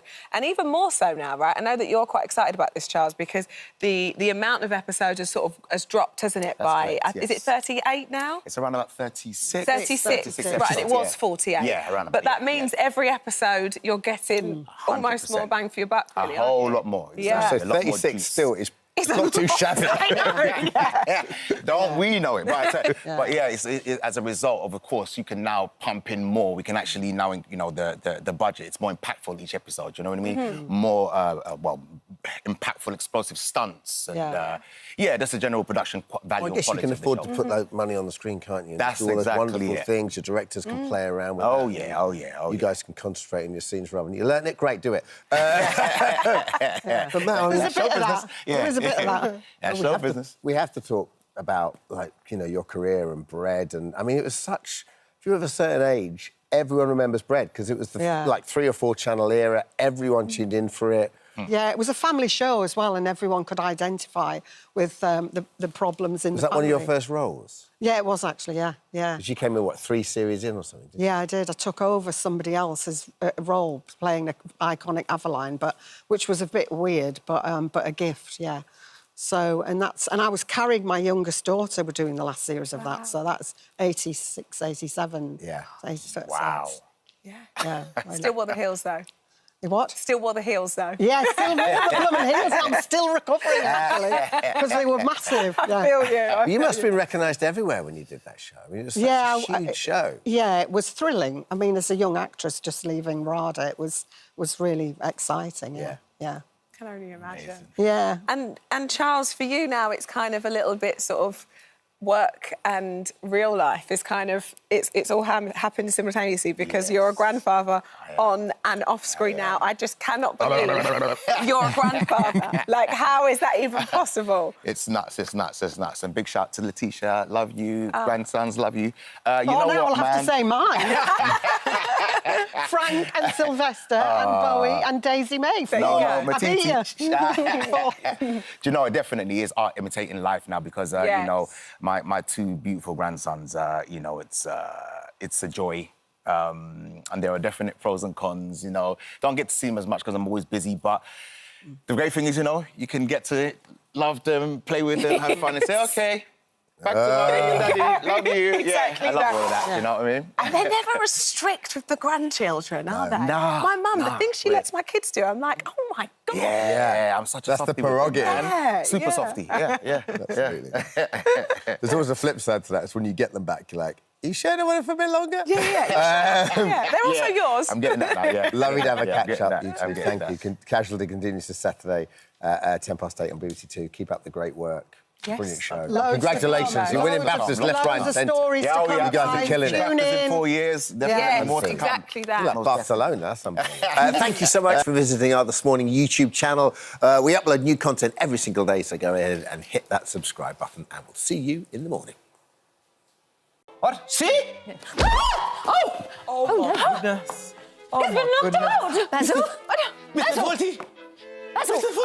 This is a bit awkward, isn't it? Blame myself. And that was the incredible, amazing cast of Faulty Towers, the play. The world's most chaotic hotel is swapping Torquay for the West End. It's been adapted for the stage by the original Basil, of course, the great John Cleese, who's with us now.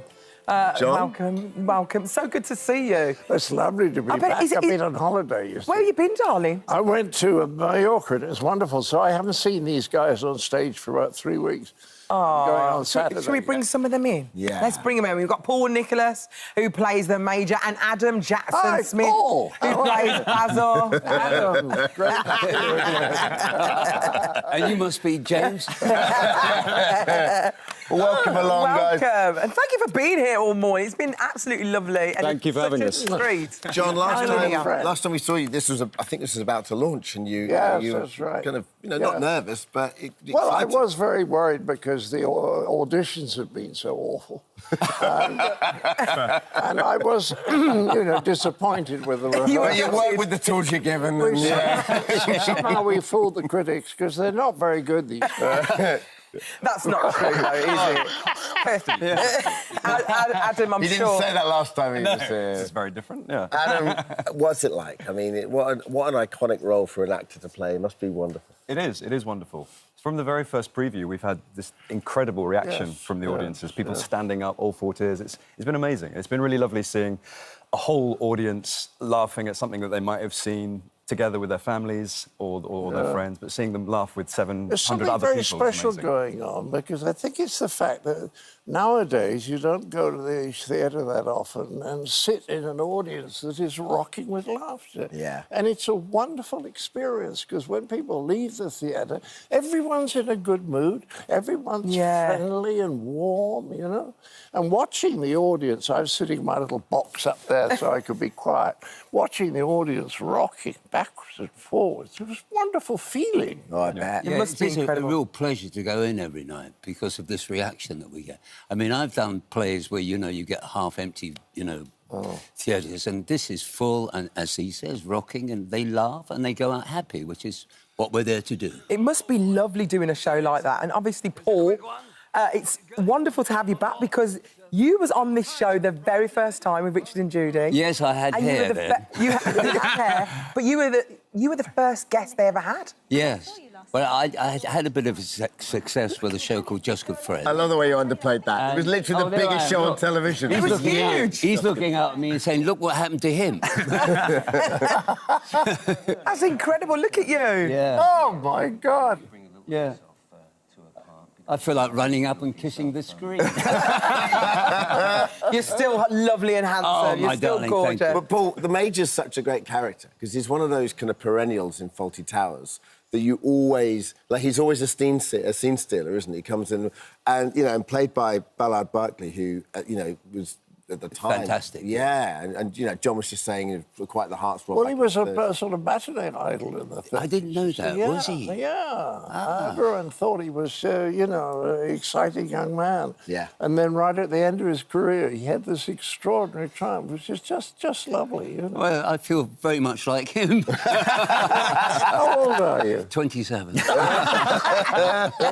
Paul is definitely the scene stealer as well. Yeah. No. God, come on, you definitely are. Well, what a great role for that, though. It's marvellous. Yeah. And I'm very interested that, I didn't know this, you researched even the real-life inspiration for Basil, Donald Sinclair. Yeah. Tell us about Donald. Absolutely. So, What was this that? is the I gentleman, missed that, I'm Donald deaf. Sinclair, the The original man. guy. So did you go and meet him? Was Well, just he's long gone, sadly. Oh, I didn't know. long gone. He'd be about 150 years old, I think. Really? Well, it was extraordinary because, I mean, I remember still going into the lobby the first time, and he was sitting at the desk, staring into the distance.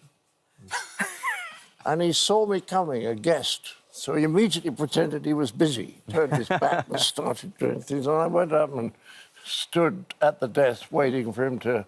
And he went on as though I was invisible. And then eventually I said... and he said, "Oh, what?" He didn't care. And John, was that your, like, from that moment, did you then go, No, OK, I've got it? And Actually, it's a stranger.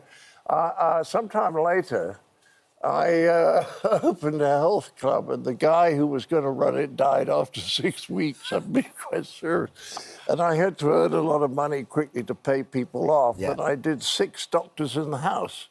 And one of them I set in the hotel, and Timothy Bateson played the guy who became Basil. And the producer, as an old friend of mine, said, there's a series in that. And I thought, typical TV producer. Of course, he was absolutely right, Humphrey Bartley. Yeah. And eventually, about 3 years later, Jimmy Gilbert wanted me to do something because he knew I didn't want to do any more Pythons. And I went back and sat down with Connie, and I said, what are we going to do? And within 20 minutes, we said, let's do something in the hotel. And did you write it quite quickly off the So, yeah, we read a pilot quite quickly, and then it was read by the man who was in charge of giving opinions of comedy sketches, shows, sitcoms, and he said this show is full of stereotypical characters and cliched situations, and I cannot see it being anything other than a disaster. And here we are now. Here we are now with the play. It's doing But this so is well. fairly typical of TV executives.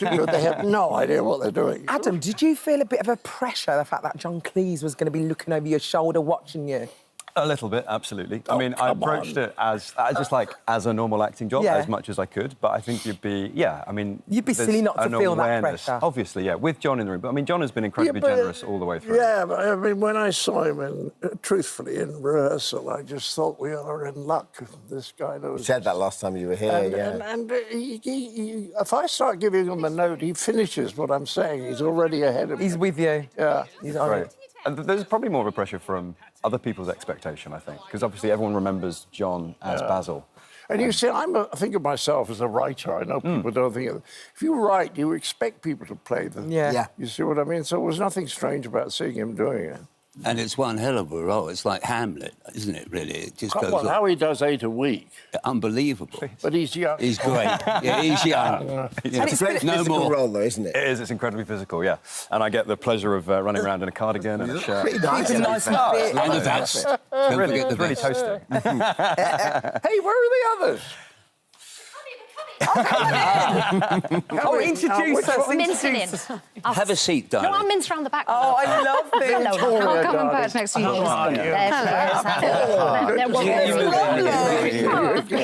Thank you so much. Oh, and hello. AJ, how are you? You rascal. He You're does such a rascal. I thought he's lost his mind. What's so incredible is it's been extended to next year, hasn't it? Yeah. People, January, yeah. there's a real appetite for this, isn't there? You know, there hasn't been a show yet where there's been an empty seat. Isn't that extraordinary? There hasn't been one empty seat. There hasn't been one empty seat. And I I've love told the this fact by that everyone. has that cross-generational appeal to people. Well, what's happening at the beginning, I was very happy because all the people in the audience were old.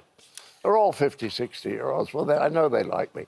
But what happened is that 1 or 2 youngsters crept in because the security people missed them. And as a result of that, they started telling their friends, and now we got many more young people in the audience. Right? You hear children laughing. Yes. So it's Yeah, like, 6-year-olds. 9, 10, 6-year-olds. So cute. Which is amazing. That's so lovely, isn't it? Tickets for John Cleese's Faulty Tales, the play, are available now. What theatre you want? The Apollo. Oh, wonderful. The Apollo. Lovely. Thank you for such a wonderful day, all of you. It's Thank been you. absolutely great. Thank you for having us. Thank you. Thank you so much. Hi, everyone. Just wanted to say thank you for visiting our This Morning YouTube channel. Now, listen, we upload new content every day, so go ahead and hit that subscribe button so you don't miss out. And we'll see you in the morning. So good. I'm exhausted. I'm exhausted. And UK members of Kids Bop, Sadie, Chanel and Toby are with us now. Thanks for joining us. Thank you for having us. To meet you. So when you go out on the street, do all the kids recognise you? And, like, all the adults are like, who are you? Yeah, pretty much, yeah. Is that what we have been happens? stopped before, like a few times, yeah. But you And then mums and dads are like, who are you talking to? These guys are big time, man. They are big time. Well, tell us about Kids Pop. Toby, it started in America. Tell us about the group, the success, and how you guys got involved. Well, basically, we had to start from an audition. Yeah. And, like, what Kids Bop actually is that we take songs from, like, pop charts, like Famous. Yeah. But some songs have bad words in them. Oh, yeah. So, of course, we changed the words I to make love it that. kid-friendly. That is so everyone good. can listen to it. And how did each of you get involved? So, Toby, start with Well, I was actually in a music video, I think I was about 7, with the old Kids Bop kids.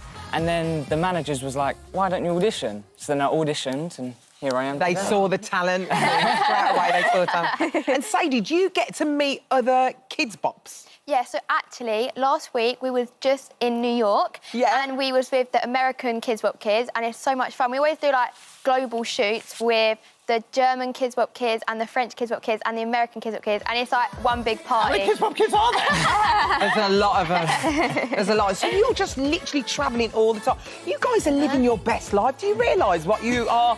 Do you appreciate this life? It's amazing. Yeah. Is it? Sadie, Chanel, how did you get involved? Are you performing art? You go to Yeah. school or...?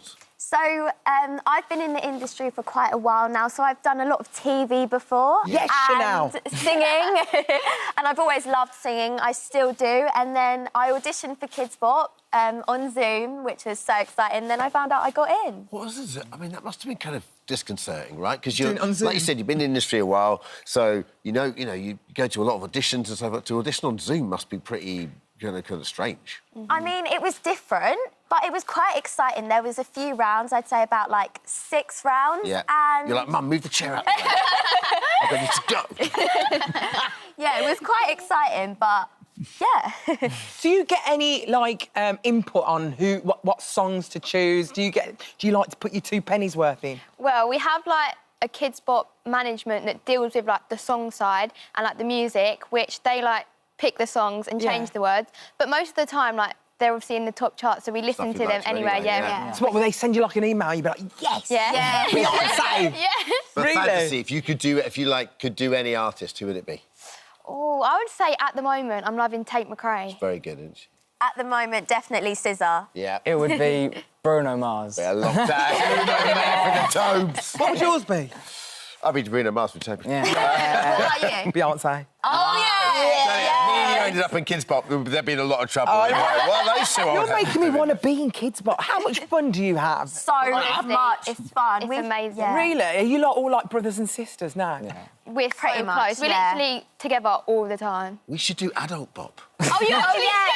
That would be so good. We should. No, we do. That's right. That's what we do every day. Is just dance are the and adult sing on bops. telly, yeah. Hey, you've just come off a tour, haven't you? How did that go, Chanel? That was amazing. So we got to go around the whole of the UK, places like Birmingham, Manchester. Oh, lovely place to go. Birmingham and Manchester, I love it. It was amazing to experience all the different crowds. We had, like, different, like... It was just amazing. And we also got to perform in our own towns as well. What was that like? It was amazing, like, and seeing all the different crowds and, like, the different vibe of, like, each city was amazing. How does studying work? Like, are you the... I don't know how old you are. Are you 15, 16? Yeah, I'm 15, but I'm actually homeschooled at the moment. Right. Yeah, So and these two, obviously. So what's that like? Is that... Well, I mean, it's different, but when we're actually working, we do get a tutor on set. Yeah. Yeah. Because that must have a bit of a... Not a pressure, but, you know, you're working out, you're doing all your Kids Bop stuff, and then you've got to go and do geography. Yeah, exactly. And you've got chaperones as well? Yes, we do. So what's the career life of a Kids Bop? How old can you do it till? What's the situation? Well, it's not really, like, an age range. It's just, like... When you're done with it? Well... Yeah, technically, I'm just interested to... Like, can you now, like, go on to be big stars? I know Zendaya was a Kids Bop, weren't she? Absolutely. So you three, probably, the odds are, you're going to be big-time stars. Are you ready for this world? Are you ready for this? Yes, 100%. Always been a dream. Yeah. So it's incredible, really, because obviously it's really successful, but you're also... This is your apprenticeship, really, isn't it? Because you, off the back of this, you could go and do anything. So in terms of what you have done already, so Chanel, you are going to be in the Jennifer Ortega movie Beetlejuice. Yes, I am. How was coming that? out very soon. It was amazing, and I got to meet Jenna Ortega. Yeah. She was lovely. Sadie, you were in Matilda recently, which was, I mean, one of my favourite films in the last few years. Oh, it's brilliant. We love I love Matilda. It's so good. How was it? Here we are.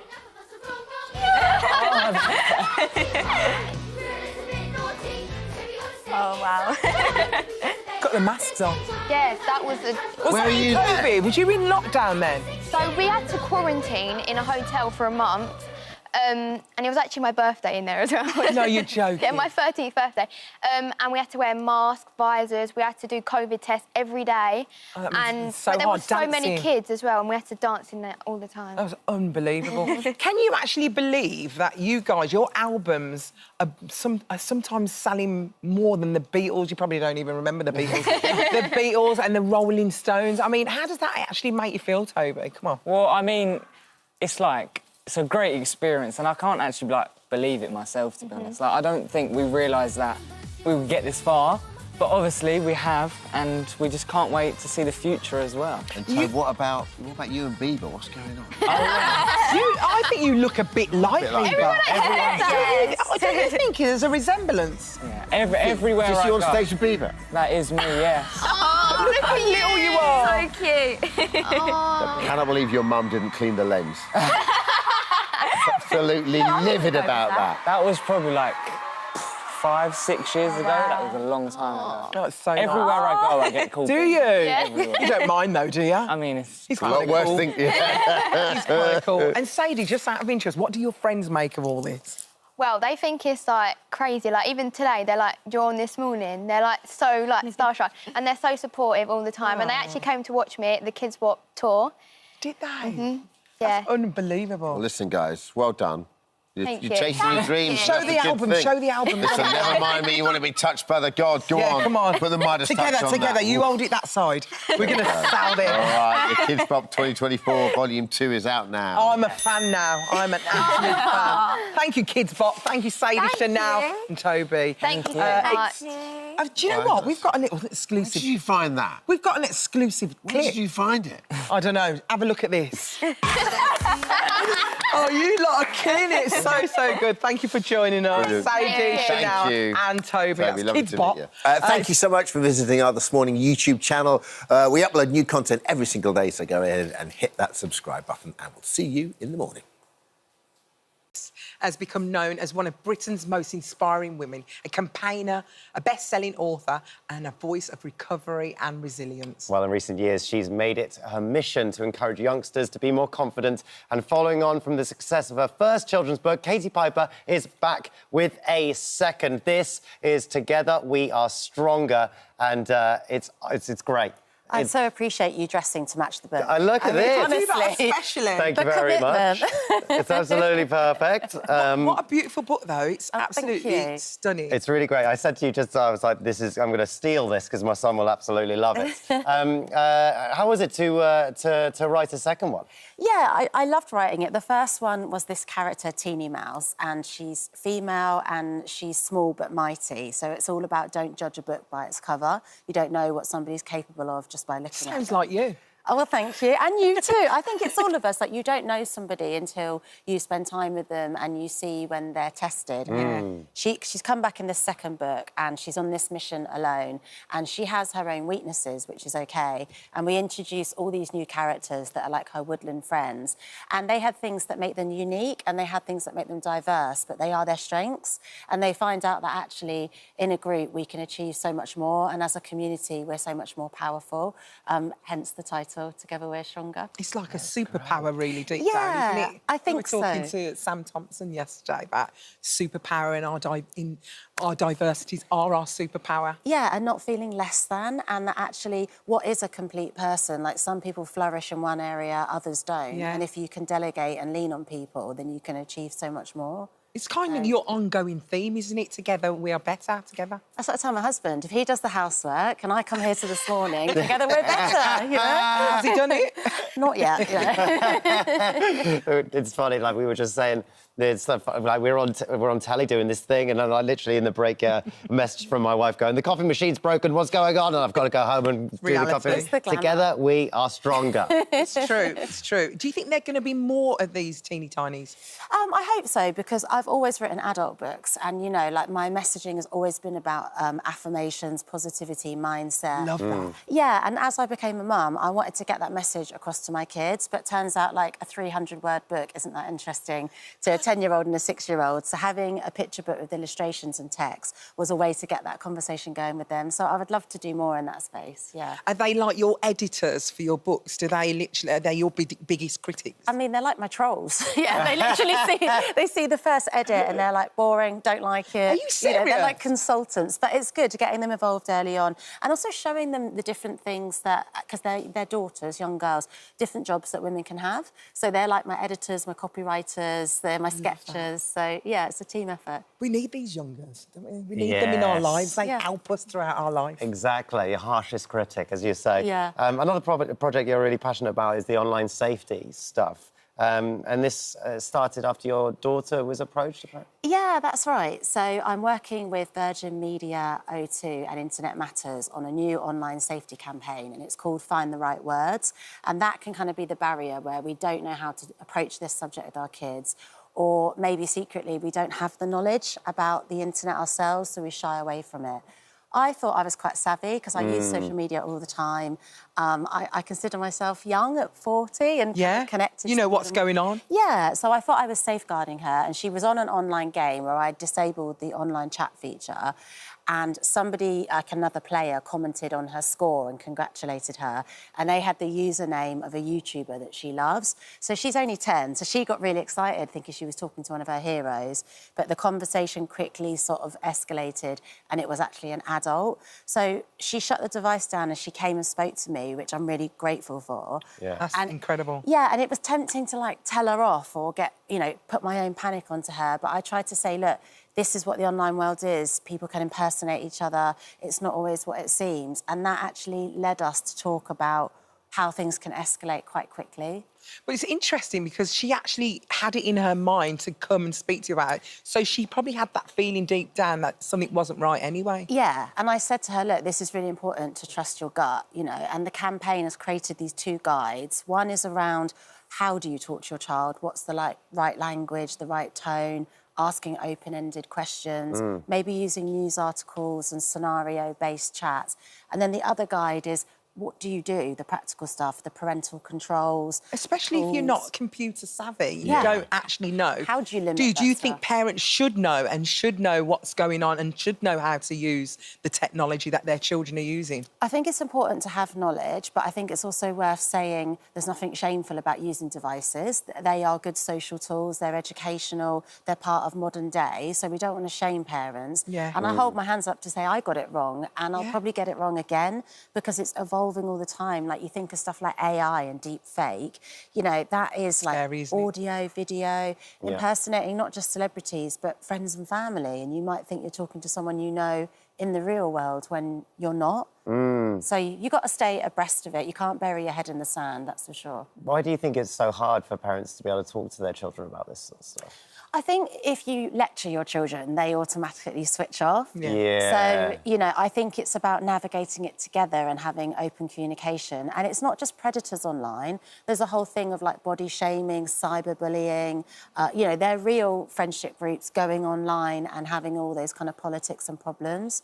So I think it's something you need to have the dialogue open in the house, and that it's never too early to talk to your kids. You know, I talk to my 6-year-old about it as much as I do the 10-year-old. It's interesting. Thank you You're obviously so doing a great job of it, and it's really petrifying.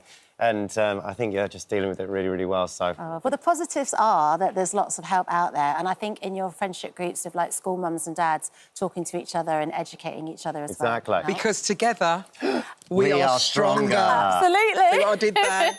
Thank you. Congratulations on the book, and thank you so much for coming to talk to us today. Thanks for having me. Thank you, Katie. Hi, everyone. Just wanted to say thank you for visiting our This Morning YouTube channel. Now, listen, we upload new content every day, so go ahead and hit that subscribe button so you don't miss out. And we'll see you in the morning. He stole the nation's hearts when he was crowned the King of the Jungle, and he is the smiliest member of our This Morning family. But Sam Thompson says none of it would have been possible without his ADHD.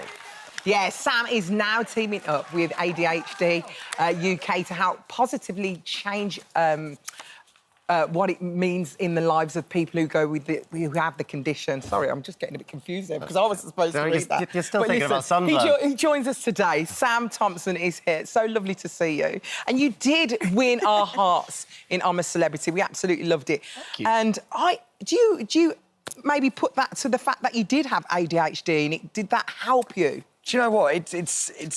I've done a lot of things recently, a lot of videos where I say ADHD is like a superpower. And I genuinely do believe that throughout my life it has helped me gain a lot. And there's a lot of negative stigma around ADHD, which I just want to change. Yeah. I want to be like, no, there's so many positives there as well. And I genuinely do believe in the jungle when I was out there, you know what it's like. You have the energy and you want to speak to people and it gets real boring in there. So you've got to do something. So I would attribute some of it to it, yeah. But I love your enthusiasm. I love how excitable you get. I love the fact that you hug longer than normal. I'm a you know what I mean? lingerer. You're I a love a linger. lingering hug. You're Didn't I like, just say this? I love that. John knows. When you first went there, I can't remember who you gave the first hug to when you went into I'm a Celebrity.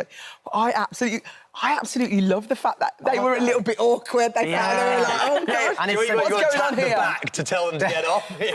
It's so genuine as well. I think that's what people love about you. It's like this infectious enthusiasm. I remember when you first came out, I wrote you a little note and I was just like... the nicest thing ever, by the way. Oh, that's a pleasure. And I just think it's so lovely to see someone who's genuinely lovely doing well. How was your ADHD in terms of your education when you were younger? It was a struggle, mate. I'm not going to lie. It was bad, actually. And I remember I once cried into my textbooks at school. I'll never forget that. I basically was trying to revise. I tried to be a good student, and I would sit in my little room, and I'd open my book and be like, here we go, this is it, you're going to do it. And I'd read these things, and none of it would go in. It was just, I was just reading words. Yeah. And I was like, I don't understand how everyone else can do this and actually understand what's happening here. And I would get distracted by everything. I'd get distracted by the words themselves. Yeah. And my mum would completely be wandering all over the place. I remember just being like, I'm never going to be able to understand or revise for anything. And the only time I was ever good at a subject was if I really loved it. So if I loved something, this is why I would say this to the young people that I see on the street and stuff about having ADHD being a superpower. I think when you adore something, I love classical civilization. I love my ancient Greek myths. Did you? Like Stephen Fry is like a hero of mine. And so because I'm so invested, I love Harry Potter. I know all the lore. So I do all the deep dives into the lore and all this kind of stuff. Yeah. Like, I'm a proper nerd. So all that stuff I am so proficient in. But anything that I actually don't find interesting, I struggle so much to even slightly understand it. I think what it comes down to, isn't it? It's like different people want to learn in different ways. Yeah. And so, like, some people learn a certain way really well, certain people just... And because the education system is one particular way for one particular type of person, that's what makes it really difficult, I think. It is. And also, I think I was probably the last generation where no one quite knew what was going on as well. And every brain is different. You know, it's not just about how we learn, because that's just how we learn. Every brain is different.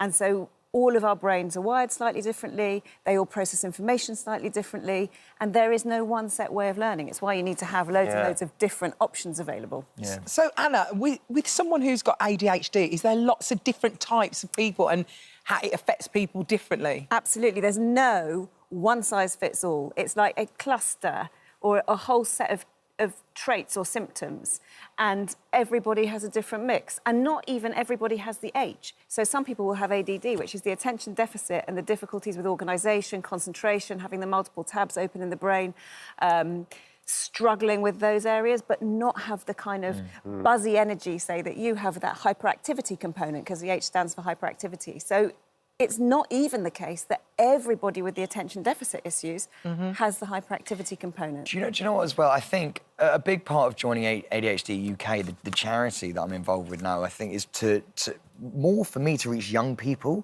and use my platform for them, because it's...